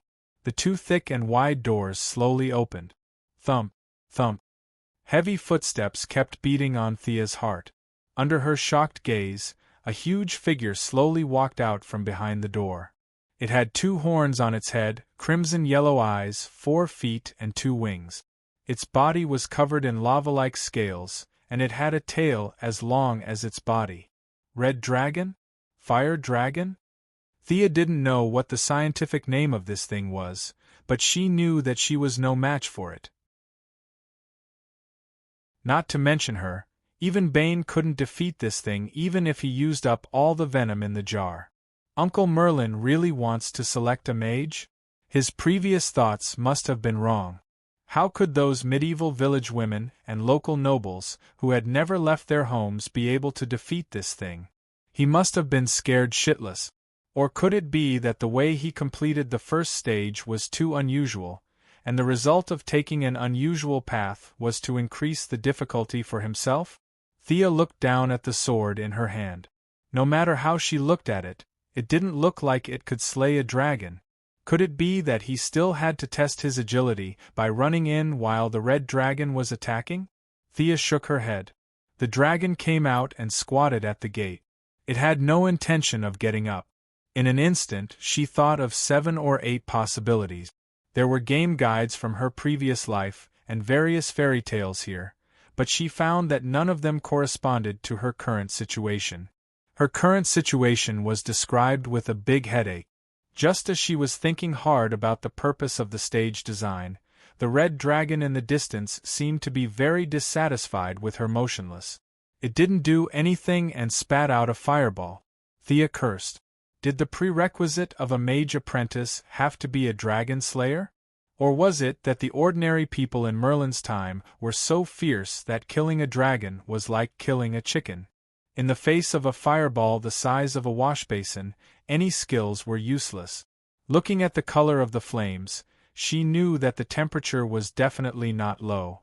Even Miss Firefly's fire-immune constitution might not be able to withstand it. Bang! Boom! While constantly dodging the fireballs, Thea was also looking for a way to break out of the situation. But this guy just stayed at the gate and didn't move. She didn't have a bow and arrows, and even if she did, it would be useless. Close combat? You must be kidding. She didn't have 39 friends to help her now. What magic? Thea was here to learn magic. She didn't know how to do it at all. Thea, who was running around, inadvertently found that a piece of ground was burned by the fireball. It seemed that there was only fire and no chemical reaction of burning oxygen. It was not scientific to talk about oxygen in such a magical place. Thea didn't have time to think about it. She rushed to the edge of the fire pit and touched it with her hand. Indeed, there was no sign of high temperature. She put her sword into the bottom of the pit and waited for a few seconds. She pulled out her sword and found that there was no sign of burning or high temperature on the sword. Was it fake? No, she touched the edge of the fire pit with her sword. There was still a physical impact. Vaguely understanding the purpose of this level, Thea reached out her left hand and imagined a pistol. In an instant, a Beretta 92F appeared in her hand. The weight of the gun was very real. She tried to shoot it again. The sound and trajectory were exactly the same as a real gun. She got it. This was a test of her imagination. No matter what kind of weapon she imagined, as long as she could defeat the red dragon, she would pass. Wasn't it just a test of imagination? Thea was not afraid of anyone with the mindset of the people from Earth in her previous life. So what if he was Mage Merlin? Did he think that the most powerful creature for ordinary people was a dragon? Not to mention his strength, his knowledge was just SOSO. Thea first imagined a governor version of the Terminator. The burly man was instantly formed, and after receiving the order, he charged forward with the Gatling gun. The red dragon was indeed powerful. In the face of the governor's provocation, it responded with a washbasin-sized fireball. Neither of them dodged. In less than half a minute, the governor died heroically. Thea did not waste this half a minute.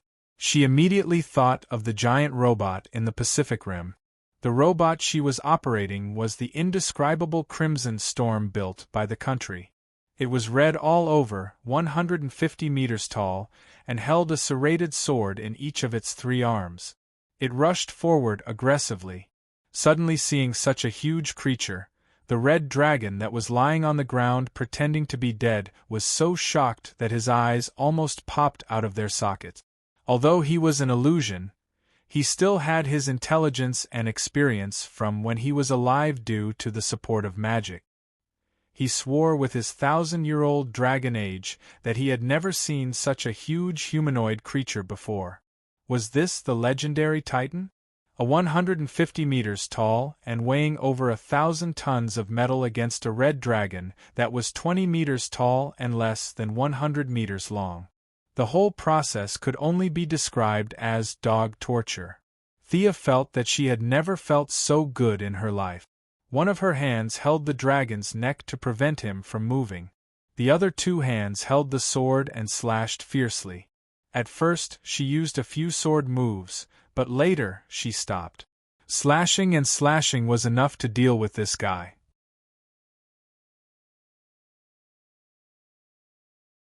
Chapter 118. The aggrieved red dragon didn't even have the chance to use its dragon wings or shadow flame before it was pressed to the ground by Thea and cut into pieces. In theory, the dragon would die if its head was cut off, but this was obviously an illusion version of the dragon, so it was hard to say whether the fatal wound was in its head. Thea didn't think that her time was precious. Like mincing meat, she cut the majestic red dragon into pieces of meat that were less than half a meter long and wide. She searched around but didn't find any forging materials like dragon crystals or dragon cores. She sighed. Just now, she found that there was a trick to pass this level. There were 4 broken knight statues at the door. The designer's goal was to use these statues as reference objects to simulate the classic scene of a knight and a mage working together to kill a dragon. But she didn't know which generation of ancestors had misunderstood or deliberately caused trouble for their descendants, but he or she directly brought the statues to life and fought a great battle with the red dragon.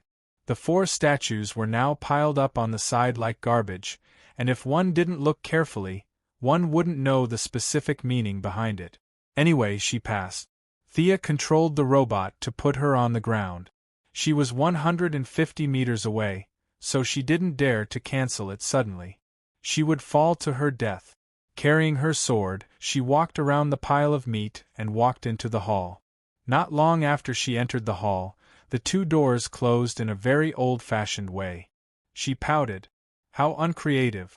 From the outside, it looked spacious and tall, but the space inside was actually not that big. Thea walked a few steps and came to the side of a desk. There were a lot of parchment papers on the table, 3 quill pens were placed diagonally on the table, and a small bottle with very little ink was thrown carelessly on the ground. Thea was more and more sure that there was something wrong with this scene. It was so messy and disorderly that it didn't seem like an examination at all. There wasn't even someone to clean up the table. Moreover, there wasn't even a prompt along the way. She didn't ask for the system to make it like a system fairy, but even if it put up a notice board, it should at least let the candidates know what to prepare. No matter what the examination was, she should clean up the table first. But when Thea touched the parchment paper, a huge hourglass suddenly appeared in the originally empty place. She roughly estimated that the sand wasn't moving too fast, so it should take about an hour. But what was he going to do in the next hour? Thea looked around again. The decorations were quite luxurious. There were carpets, murals, lamps, and a bunch of decorations. Thea scratched her head. After all, when Merlin was active, Sherlock Holmes' great-grandfather hadn't been reincarnated yet. But just in case, she still looked around. Many of the items were just decorations and could not be removed. Thea wasted 10 minutes and finally confirmed the target. It was the thing on the desk. He picked up a piece of paper and read it carefully. What a mess! Thea put aside the so-called practical application of mana and the secondary connection between the earth and water. If he couldn't understand this piece of paper, his ancestors wouldn't be able to either. He could only spend another 5 minutes sifting through all the parchments and find a few that he could understand. It was really simple. The paper was filled with basic knowledge, such as the composition of the universe, the basic framework of the world, and so on. For Thea, whose learning ability had been enhanced to 2.0, it was a piece of cake. She used her extraordinary intelligence to forcibly record down the information that conflicted with her original worldview. Then, she began to read the scrolls that she couldn't understand. She realized that the next examination was probably a written one. The quill and ink didn't look like a souvenir for her.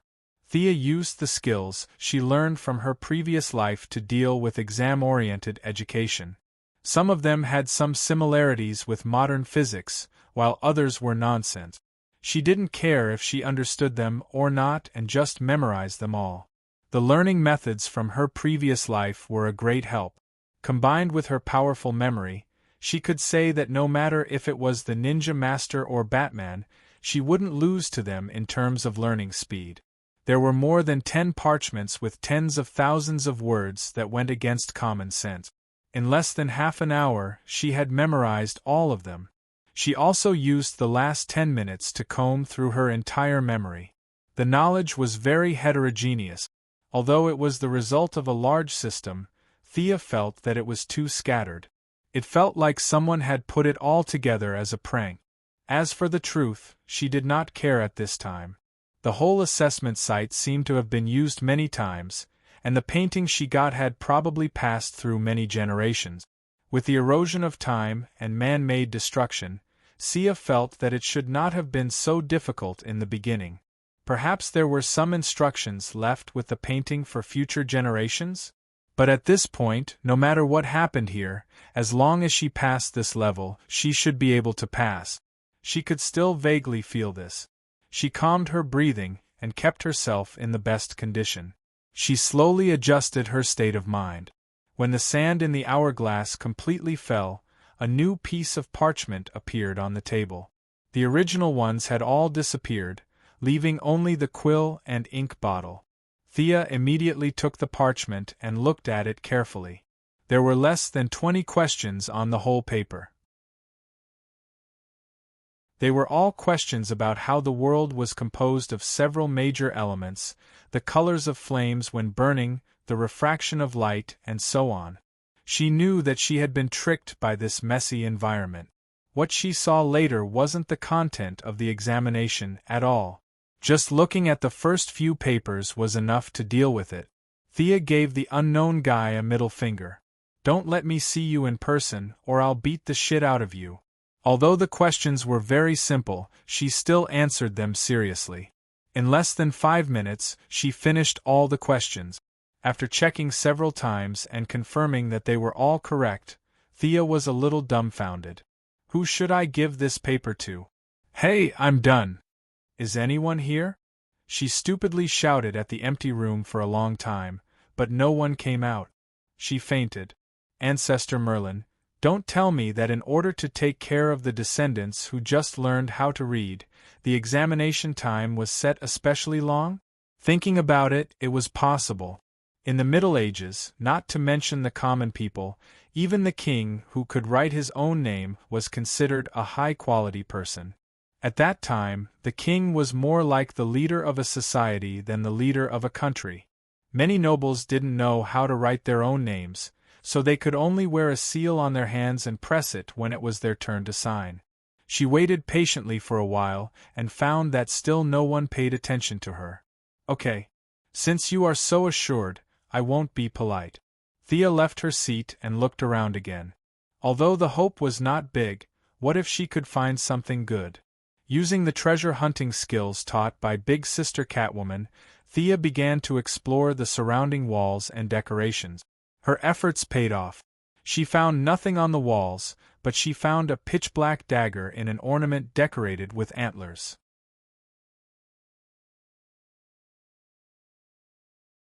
Chapter 119.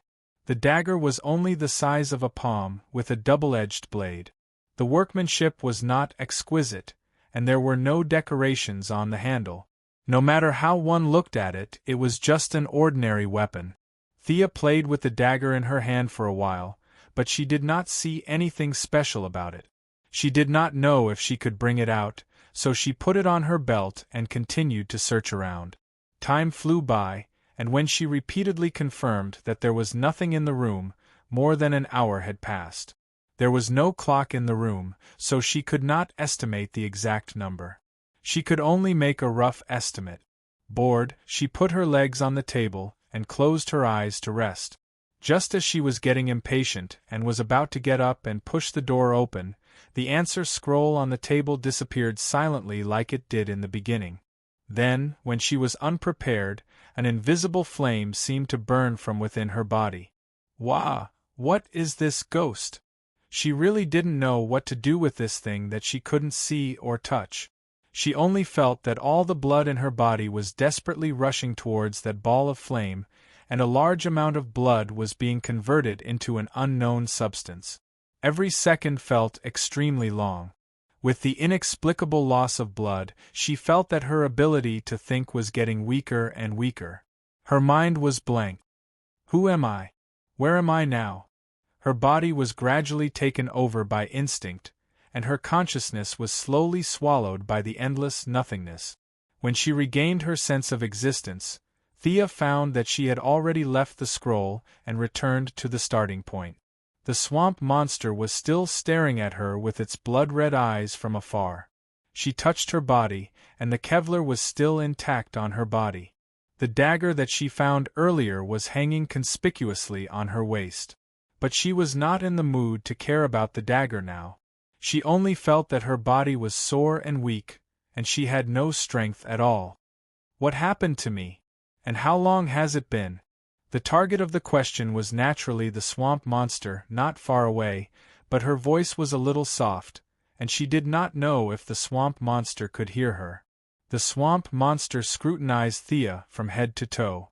His terrifying gaze gave her goosebumps. He slowly said, "You do have extraordinary potential. Your bloodline has been successfully activated." Thea didn't know if she had any potential. She only felt that she was about to die. Her body's strength was less than 30% of its usual strength. Her breath was unstable and her steps were weak. She sweated after taking 2 steps. She checked her pulse and found that her heart rate was much slower than usual. She touched the skin on her face and found that it was no longer as elastic as before. What kind of injuries did I sustain? He wanted to use his heart to feel the so-called bloodline of the swamp monster, but he felt dizzy and his vision blurred. He could only see double. This was probably a symptom of lack of blood. The swamp monster seemed to have noticed that she was so weak that a gust of wind could blow her away, so it slowly explained. "Don't worry, this is a good thing. When you first awaken, there will be a process of purifying your blood. As for why you're so weak, I don't know either. After all, I'm not a magician." The swamp monster even made a gesture of spreading its hands after it finished speaking. However, its 5-meter-tall body did not look cute at all. Thea didn't have the energy to complain. What it said was as good as not saying anything. What a jerk. Even though she was so weak that she couldn't even defeat Director Gordon. Achoo!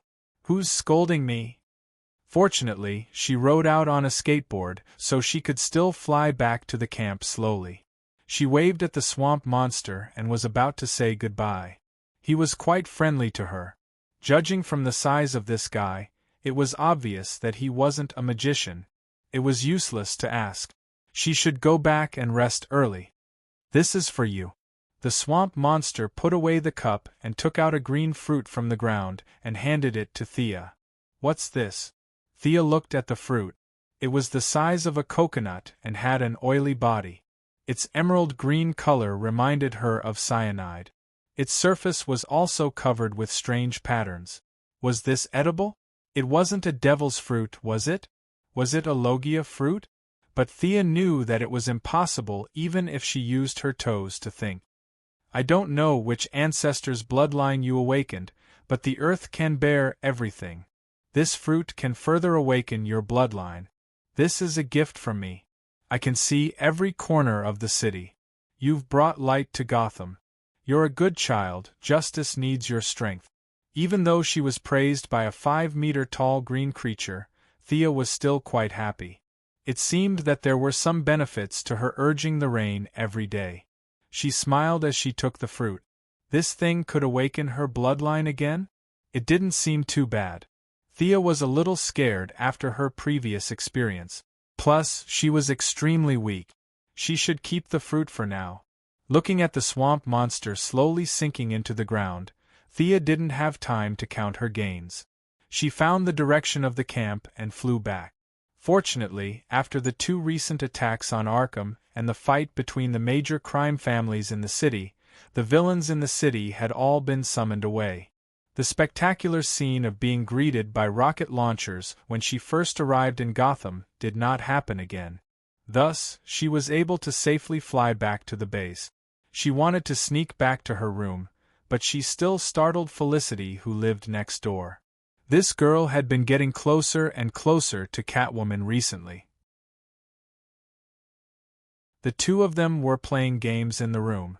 When they heard her movement, they both came out to ask, "Thea, what's wrong?"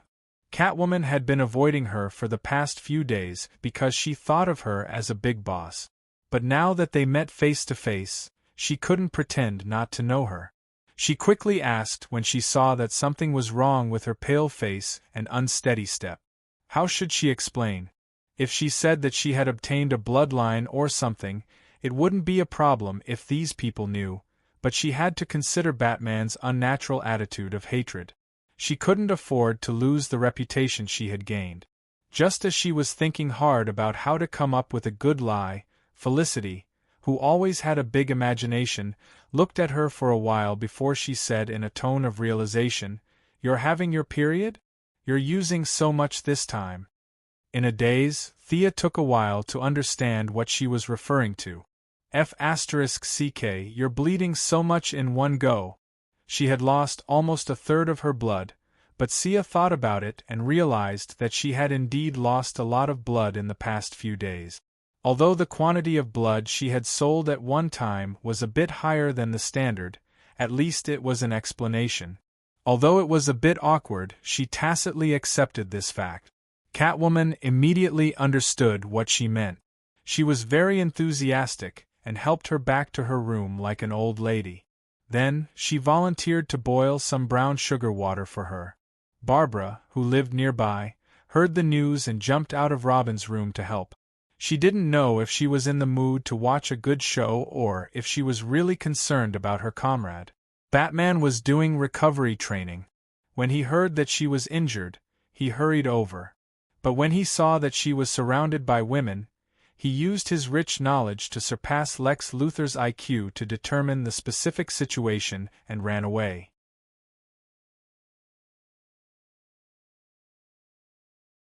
Chapter 120. For the next few days, Thea used the excuse of being attacked by her aunt to deal with everything. Needless to say, this reason was really very good and very strong. Everyone who saw her showed a bright smile, and all of them were concerned about her well-being, afraid that she would suddenly die. With her body's hematopoietic function activated, Catwoman Barbara would send her some black chicken with brown sugar from time to nourish her body. She had recovered most of her combat power and could properly sort out her gains this time. In fact, she had already received a message the night before. This message was very mysterious, as if it had suddenly emerged from her soul. There was no need to read or understand it. It was completely an instinctive skill that she had mastered. From the message, she realized that every descendant of the Merlin family would master an instinctive skill, or a spell-like ability, when they successfully awakened. This skill did not require magic, gestures, or any other external conditions. As long as one had enough physical strength, they could activate this ability. Through observation, a silver-white unicorn tattoo appeared on her left shoulder blade. It could be visible or invisible. This tattoo could be said to be a dual skill. During the day, it was a yang tattoo and would constantly absorb sunlight. When the skill was activated, it would summon a unicorn to accompany her in battle until it was cancelled. At night, the tattoo would be a yin tattoo and absorb the power of the moonlight. It could use the power of the shadows to create a clone of Thea with the same ability as her. Unicorn? Thea pondered for a moment. She opened the door and saw that no one was paying attention to her. She hurriedly closed the door and windows tightly. Thea prayed silently and concentrated on the tattoo. She hoped that the movement would not be too big. She concentrated on the tattoo and activated it. A faint white smoke flashed and the assistant she had been eagerly waiting for landed in front of her. Sia's face was filled with black lines as she looked at this guy who was slightly bigger than her palm. If she took a closer look, there was indeed a horn on his forehead. He didn't randomly find a horse or donkey for her to deal with. The little unicorn did not even know where it was. It stood up in a daze on Thea's bed and looked around. It was a little confused when it realized that it was not familiar with the environment. It retracted its 4 hooves and looked around nervously. When it raised its head and saw Thea, it immediately relaxed and looked at her with its big eyes. Seeing that she didn't respond, it licked her hand with its tongue. It was quite cute. Thea unconsciously stroked its mane with her hand. It was so soft and it felt so good to the touch. Looks like this guy won't be able to become a fighting force in a short period of time. Don't tell me I have to rely on it to kill the enemy. That night, she tried the doppelganger technique again, and the results made her feel gratified. This was different from a certain Japanese manga's cloning technique. This clone was also a physical entity that could attack and speak. Even if it was hit, it wouldn't turn into smoke and disappear. However, it would still deal fatal damage. Thea's fighting abilities could also be completely controlled by the physical entity. However, the equipment on her body could not be replicated. If the enemy knew the inside story and attacked the original body, she would be dumbfounded. However, the flaws did not obscure the beauty of the jade. They could be flexible. For example, one of them held a saber while the other held a dagger. They could circle left and right a few times and the enemy would be stunned. Thea once hid in the house and tested it. After the skill was activated, the stamina consumption would double. If the consumption per unit of time was 1, now it was 2. The damage received by the clone would not affect the original body. In theory, Thea would be fine even if the clone died 100 times. But at the same time, she wouldn't be able to learn anything the clone read. The two of them could only share some simple information.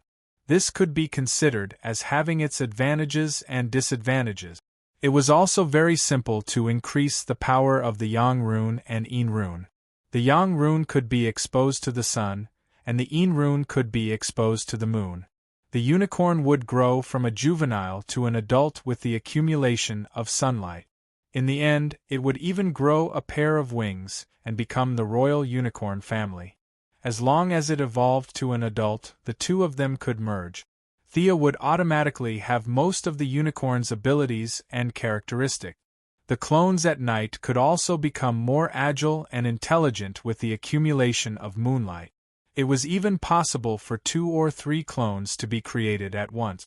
In order for the unicorn to grow up as soon as possible, Thea could proudly claim that she was also the kind of person who could strengthen herself by basking in the sun.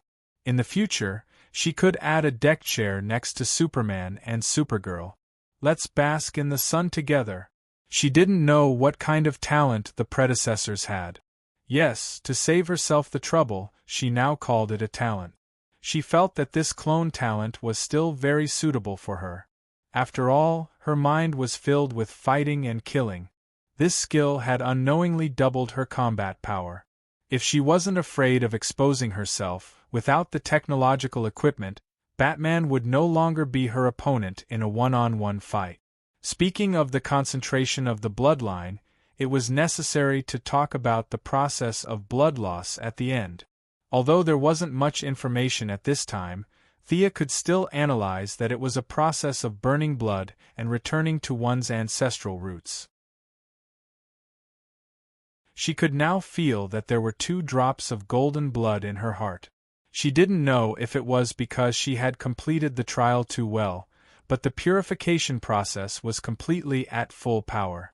Theoretically, the energy that could only be converted into 1 drop of blood was excessively stimulated, and 2 drops of blood were purified. This was also one of the reasons why she was so weak.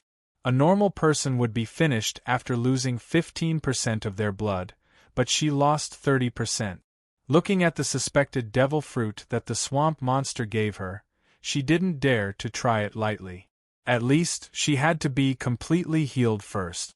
The scroll that had caused all of this had been completely destroyed. Before it was completely destroyed, it also transmitted a stream of information to her, but this information wasn't as clear as the information about her talent.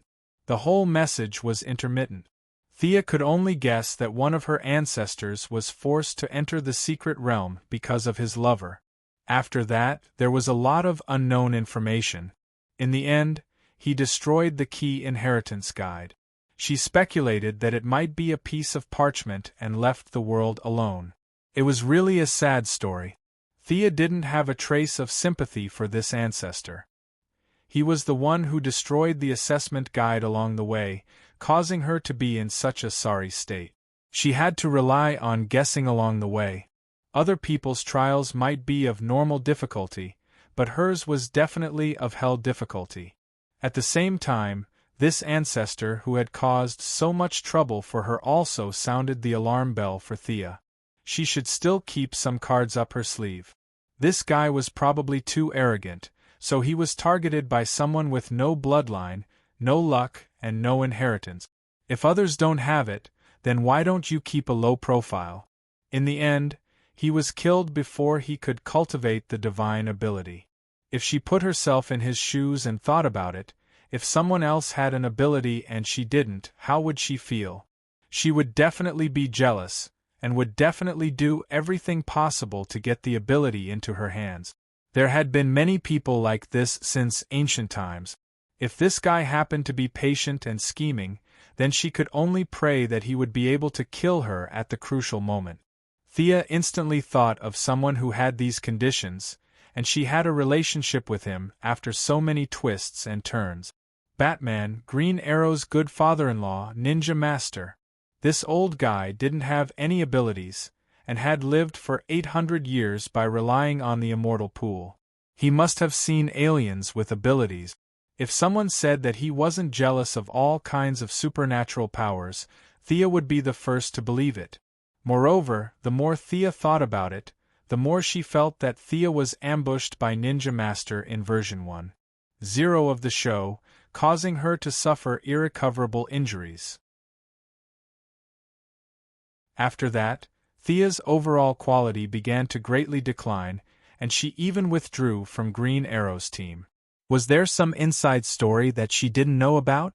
There were so many people around Green Arrow, Laurel, Sarah, Felicity, and a bunch of other women.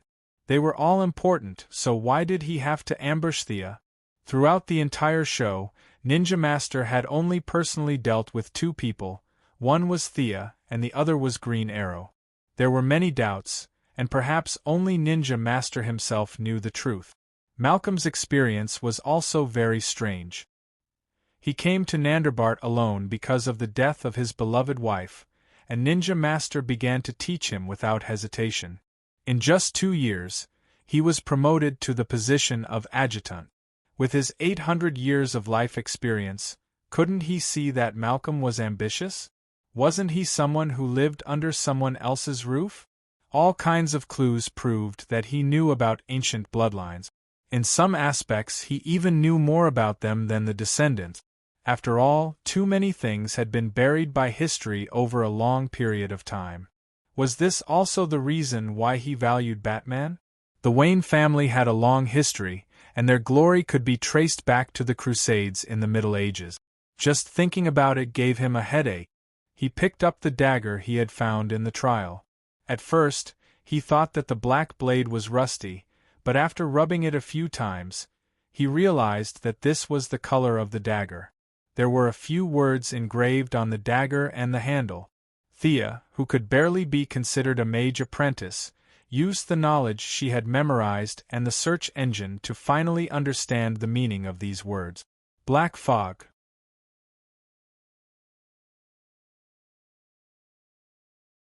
Chapter 121. Through the transformation of her bloodline, Thea's perception had undergone earth-shattering changes. At this time, the originally illusory perception in her body and the spiritual power derived from her bloodline merged to form a looming energy, which could be called magic power for the time being. When she used this magic power to communicate with the inscriptions on the dagger, she would use a special method to change the appearance of the original magic power and launch it out. The consumption of magic power was very small, and the consumption was the dagger's own energy. The user only played the role of guiding the direction. But it was this function that made the essential difference between a normal person and a mage. After playing so many games, Thea quickly figured out the purpose of this weapon. It could create a pure black fog in the line of sight. She didn't know what the original designer thought, but in any case, outsiders couldn't see through the fog, and the people in the fog couldn't see anything, including Thea, who was the one who released the fog. This thing was originally used for running away, right? But now, technology had developed to the point where there were smoke bombs. The magic power of this dagger was somewhat useless, and the black fog was only aimed at human vision. Using thermal imaging technology, one could still see that there was a living person inside. Thea played with the dagger a few times. The main character could pick up a storage ring or a dragon egg after falling down, but she only got a broken dagger. What bad luck! She rewrote the contents of the parchment that she had hurriedly memorized and tried to find common points through the engraving method on the dagger. But to be honest, the effect was really bad and there were too few references. There were some results on the internet, such as the story of Merlin and the female ghost, the battle between the snowman and the mage Merlin, and all kinds of information mixed together, and it was impossible to distinguish between the truth and the lies. Thea didn't dare to practice recklessly. Most people would go crazy at a high level, and it would be too ridiculous if she practiced the wrong path as soon as she started. There was also no one to guide her. The swamp monster did mention the Xanadu madam, but he also said that she was a mysterious person, and that she was the descendant of some ancient race and could live forever. Compared to her, the ninja master was like a child. For this kind of person, her concept of time must be incomparably indifferent. It was very likely that she would only realize this matter 10 years later. If he waited for her, it would be too late. In fact, there were still a few magical heroes in this world. At least Thea knew of Constantine's great name. However, she remembered that this person was like a reincarnated pervert. She didn't want to be attracted to him. Since he couldn't figure it out, he could only take it one step at a time. First, he had to recover his body, adjust his condition to its peak, and then eat the fruit of the earth that the swamp monster gave him. Although her body was weak, and she couldn't practice martial arts with Batman, she didn't completely rest. Considering the fact that his future enemies were all monsters, he had to increase his own strength. Magic was not something that could be mastered in a short period of time. It required a lot of study and accumulation. Of course, like Shazam, who dreamed every day, "I want to fly to the sky and stand side by side with the sun, the world is waiting for me to change," he would shout Shazam to the sky when he encountered a situation, and then a thick purple lightning would strike him, and then the originally thin and weak little boy would become a muscular magician with a height of 180 centimeters. Thea disdained this kind of quick method. What was the difference between this and the indescribable countries, Lord Guan Yu? His foundation didn't increase at all, but every time he was possessed, he would consume a lot of blood essence. This method was simply stupid. If this kind of trash was still in the Xianxiao world, he would be possessed in minute. During this period of time, taking advantage of the good moment when her relationship with Batman was at an all-time high, Thea asked to borrow the Bat Belt to take a look. Bruce didn't refuse this junior who he valued very much. Thea could finally see this legendary belt. Before, it was exaggerated, but after careful analysis, it actually had a very simple principle. Because he used a lot of nanotechnology in the belt, his weapons were not suitable for himself, but this nanotechnology was very high-end, which made Thea's eyes light up. Batman's nanotechnology was not the same as Ray Palmer's. One of the two nanoscaled weapons, the other nanoscaled himself. It could be said that they started from the same place but ended up on different paths. If she gave the nanosuit to Batman with his pride, he wouldn't turn into a small person to fight. Similarly, the Atom Man couldn't use his various weapons because he didn't have such a high martial arts foundation. This belt inspired Thea a lot, and she had begun to develop her own new technological equipment. The skateboard's improvement in a short period of time was limited, and it was really powerless against a bull-like enemy like Bane. If there were only one or two of them, it would be fine, but there were a lot of strong bad guys in the United States. Her strength was already the weakest in the bucket, whether it was close combat or long-range bow drawing, her strength had become more and more limited. After considering several factors, she set her sights on Marvel's Winter Soldier next door. Of course, she wouldn't be crazy enough to cut off her arm and replace it with a metal arm. She was going to use Batman's technology to nano the metal arm, which was usually divided into 3 parts. They were the arm ring, the bracelet, and the ring, which were all common accessories for women. No matter the occasion, wearing accessories would not be very conspicuous. When encountering an enemy, she could turn on the switch on the bracelet, and the ring would begin to flip over to cover the palm, the bracelet would become the wrist guard and forearm armor, and the arm ring would become the upper arm armor. After the 3 were connected, the energy block designed by the Quinn Group would provide power. In theory, the limit was 10 tons. Thea also designed 3 holes in the palm armor so that 3 claws could pop out after clenching her fist. Of course, this was copied from Uncle Wolf. Considering that she might attract the attention of a ninja master, she felt uncomfortable facing bad guys with her bare hands. She couldn't always bring a sword with her, so this was a stopgap measure. As for whether it was a one-handed mechanical arm or a two-handed one, in the end, she decided to use one hand, and like Winter Soldier, it would be the left arm. Of course, she was not a brainless fan. She considered shooting arrows and guns with her right hand. No matter how clever the mechanical arm was, it would not be as flexible as her fingers. She only needed a lot of strength, and her left arm was enough.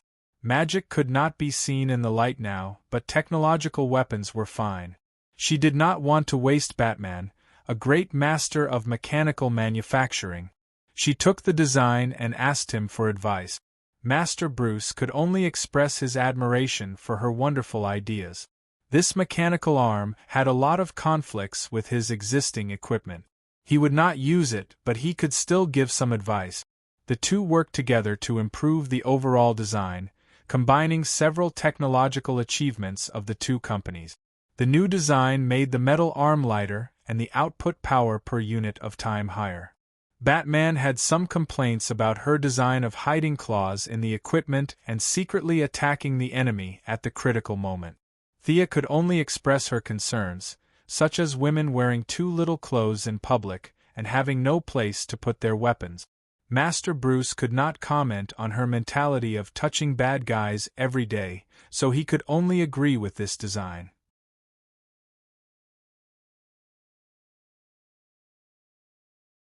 Chapter 122. The group rested for 7 days. Considering the secret weapon that Talia mentioned, they had long wanted to charge in. However, they were worried that Thea, who was an important combat force, would need to recuperate, so they waited for a full week. As for whether they could go without her, they felt that it would be safer to bring her along. A few days wouldn't make a difference, so it was better to wait. During the journey, Thea even dragged them to the Wayne family's private beach to take pictures. She had no choice. She told Moira that they were going to Malibu Beach, so she had to at least take a few pictures to fool her. When she put on her swimsuit, Thea realized that she had grown a little taller.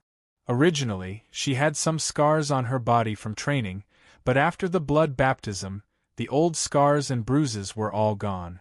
Her skin was tighter and smoother than before. Westerners, especially women, had relatively large pores. From afar, they looked fine, but up close, their skin was not as smooth as Eastern women's. Sia's skin was now very smooth, and it was very soft to the touch, which made the other women exclaim in amazement. Previously, her appearance could be rated 90 points, but now it could barely be rated 95 points. She had also vaguely talked to Batman about it. Regardless of whether this attack went smoothly or not, she should return to Star City. Whether it was acting as Moira's mascot or her own college matters, they had all been put on the agenda. Batman obviously wouldn't say anything. It was a voluntary help. He was already grateful to be able to fight in Gotham for 2 months. Moreover, Thea had helped him a lot by getting rid of Talia, who he couldn't do anything about. 7 days later, the group charged into Arkham in the evening. Thea was initially surprised when she heard that they were going to attack at night. Batman still didn't dare to appear under the sun, but she had no reason to refuse. If he liked to go at night, then so be it. Batman and Thea had similar commanding method. It wasn't convenient for him to show his face, so both of them controlled Director Gordon, who wasn't afraid of death. Since he didn't know what the enemy's secret weapon was, Batman brought all the equipment he could find.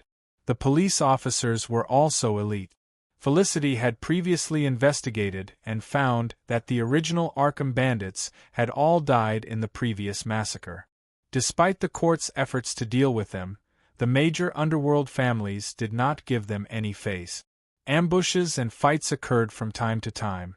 Considering that there were too many combat personnel in the room, the few of them discussed and only brought 50 veterans and 200 police officers to participate in the battle. Thea resisted the urge to complain about the number of participants. After all, she wasn't the one leading them. Although Master Bruce was proficient in Chinese and Cantonese, it was obvious that his folklore knowledge had not reached such a profound level. This time, Thea didn't dare to be careless. She didn't care whether it was an indoor battle or not. She went out fully armed. The entry into Arkham was unusually smooth. The fire that Miss Firefly had set before they retreated was still there. A third of the asylum was burnt down, and with the recent gang fights, the exterior was not taken care of properly. However, no one was careless. Batman did not enter with the main group. No one knew where he was hiding, pretending to be mysterious. Thea and her old partner, Miss Firefly, acted as long-range attackers. Although the two had a cold reputation, they had worked together many times and had some chemistry. But the tacit understanding soon disappeared. Batman used some kind of device to detect Mr. Freeze's existence, and commanded Firefly to fight him in his earpiece. Not long after, the two Talon members also jumped out to cause trouble. Batman then sent Barbara and Robin to deal with their old rivals. From time to time, groups of 2 or 3 gangsters would shoot at them. The whole team could only leave a few people to deal with them. As they went deeper into Arkham, the number of people by Gordon's side decreased. There were gunshots and explosions all around them. Was this a war of attrition? Thea also felt that this tactic was shameless. Even if they won, they would suffer heavy casualties. However, under such circumstances, they could only grit their teeth and fight their way in. Ah! With an angry roar, a guy with a large can on his back charged out. He aimed a punch at Gordon's head. However, he did not manage to land the punch. A bat dart pierced his arm from the side. The dart had a barbed design similar to Thea's. Once it was pierced, it would not loosen. The end of the dart was connected to a thin string. The other side of the string was tied to a pillar not far away. If he continued to charge forward, whether he could hit the old director or not, his arm would be broken. Bane! Batman stood on top. His deep voice was transmitted into their ears through a voice changer. Thea pouted when she saw this. "You were at the back of the team, right? Don't think I didn't sense your presence. If you saw the enemy, you would have jumped onto the platform. Can't you guys fight properly? Isn't it tiring for you to run so high? Why did you have to act so mysterious? You must have used a Talon gun to get up there, right? Why did you jump down after receiving everyone's admiring gazes? Actually, Green Arrow also had this bad habit. Why couldn't she speak properly? Why did she have to go to the window frames, the roof, and other places that normal people would not go to? Why did she have to act like a master? As expected of the ninja master's son-in-law. Even though their appearances were different, they were still very similar when it came to acting. Leave him to me. You guys continue. There's still space under Arkham. Batman ordered through the headset and began to fight with Bane. Bane could tell that Batman did not use venom to stimulate his potential. Most likely, he was still traumatized by Thea. This time, he was purely using his martial arts skills to fight with Batman. Thea looked at him. He was indeed quite strong. If she fought him alone, she would not be able to take him down. However, if she used the magical version of left and right intercombat, He would not be able to last more than a minute if two Thea attacked him together. Seeing how serious Batman was, Thea did not plan to gang up on him. Only by defeating Bane would he be able to become the invincible Batman again. This was a knot in his heart. He and Catwoman protected Gordon as they led the remaining people into the depths of Arkham. Catwoman quickly found the elevator that led underground. Catwoman, who was a master of unlocking, opened the elevator door in a few seconds. They did not encounter any enemies underground, nor did they find the secret weapon that Talia mentioned. Instead, they found a large number of Gotham citizens. There were too many of them. There were at least 1,000 of them. All of them looked dispirited, and many of them had fainted. Gordon and Thea's team of less than 50 people could not transport them. The elevator could only transport a dozen people at a time. The fight above was like a battlefield. These people would be courting death if they went out. However, many of them were already in serious condition. There were people fainting on the ground every minute. Gordon, who lacked the quick thinking, automatically looked at Thea. His meaning was, "Batman is busy outside. Please come up with an idea." Thea pondered for a while. "Felicity, how many meters are we underground? Use the 3D model to see if there are other tunnels nearby." It was impossible to transport 1,000 people in one elevator. If they really transported them, half a year would pass. You're tuning in to the Phoenix Nights YouTube channel. Don't forget to subscribe and join us on this journey to catch the most captivating stories.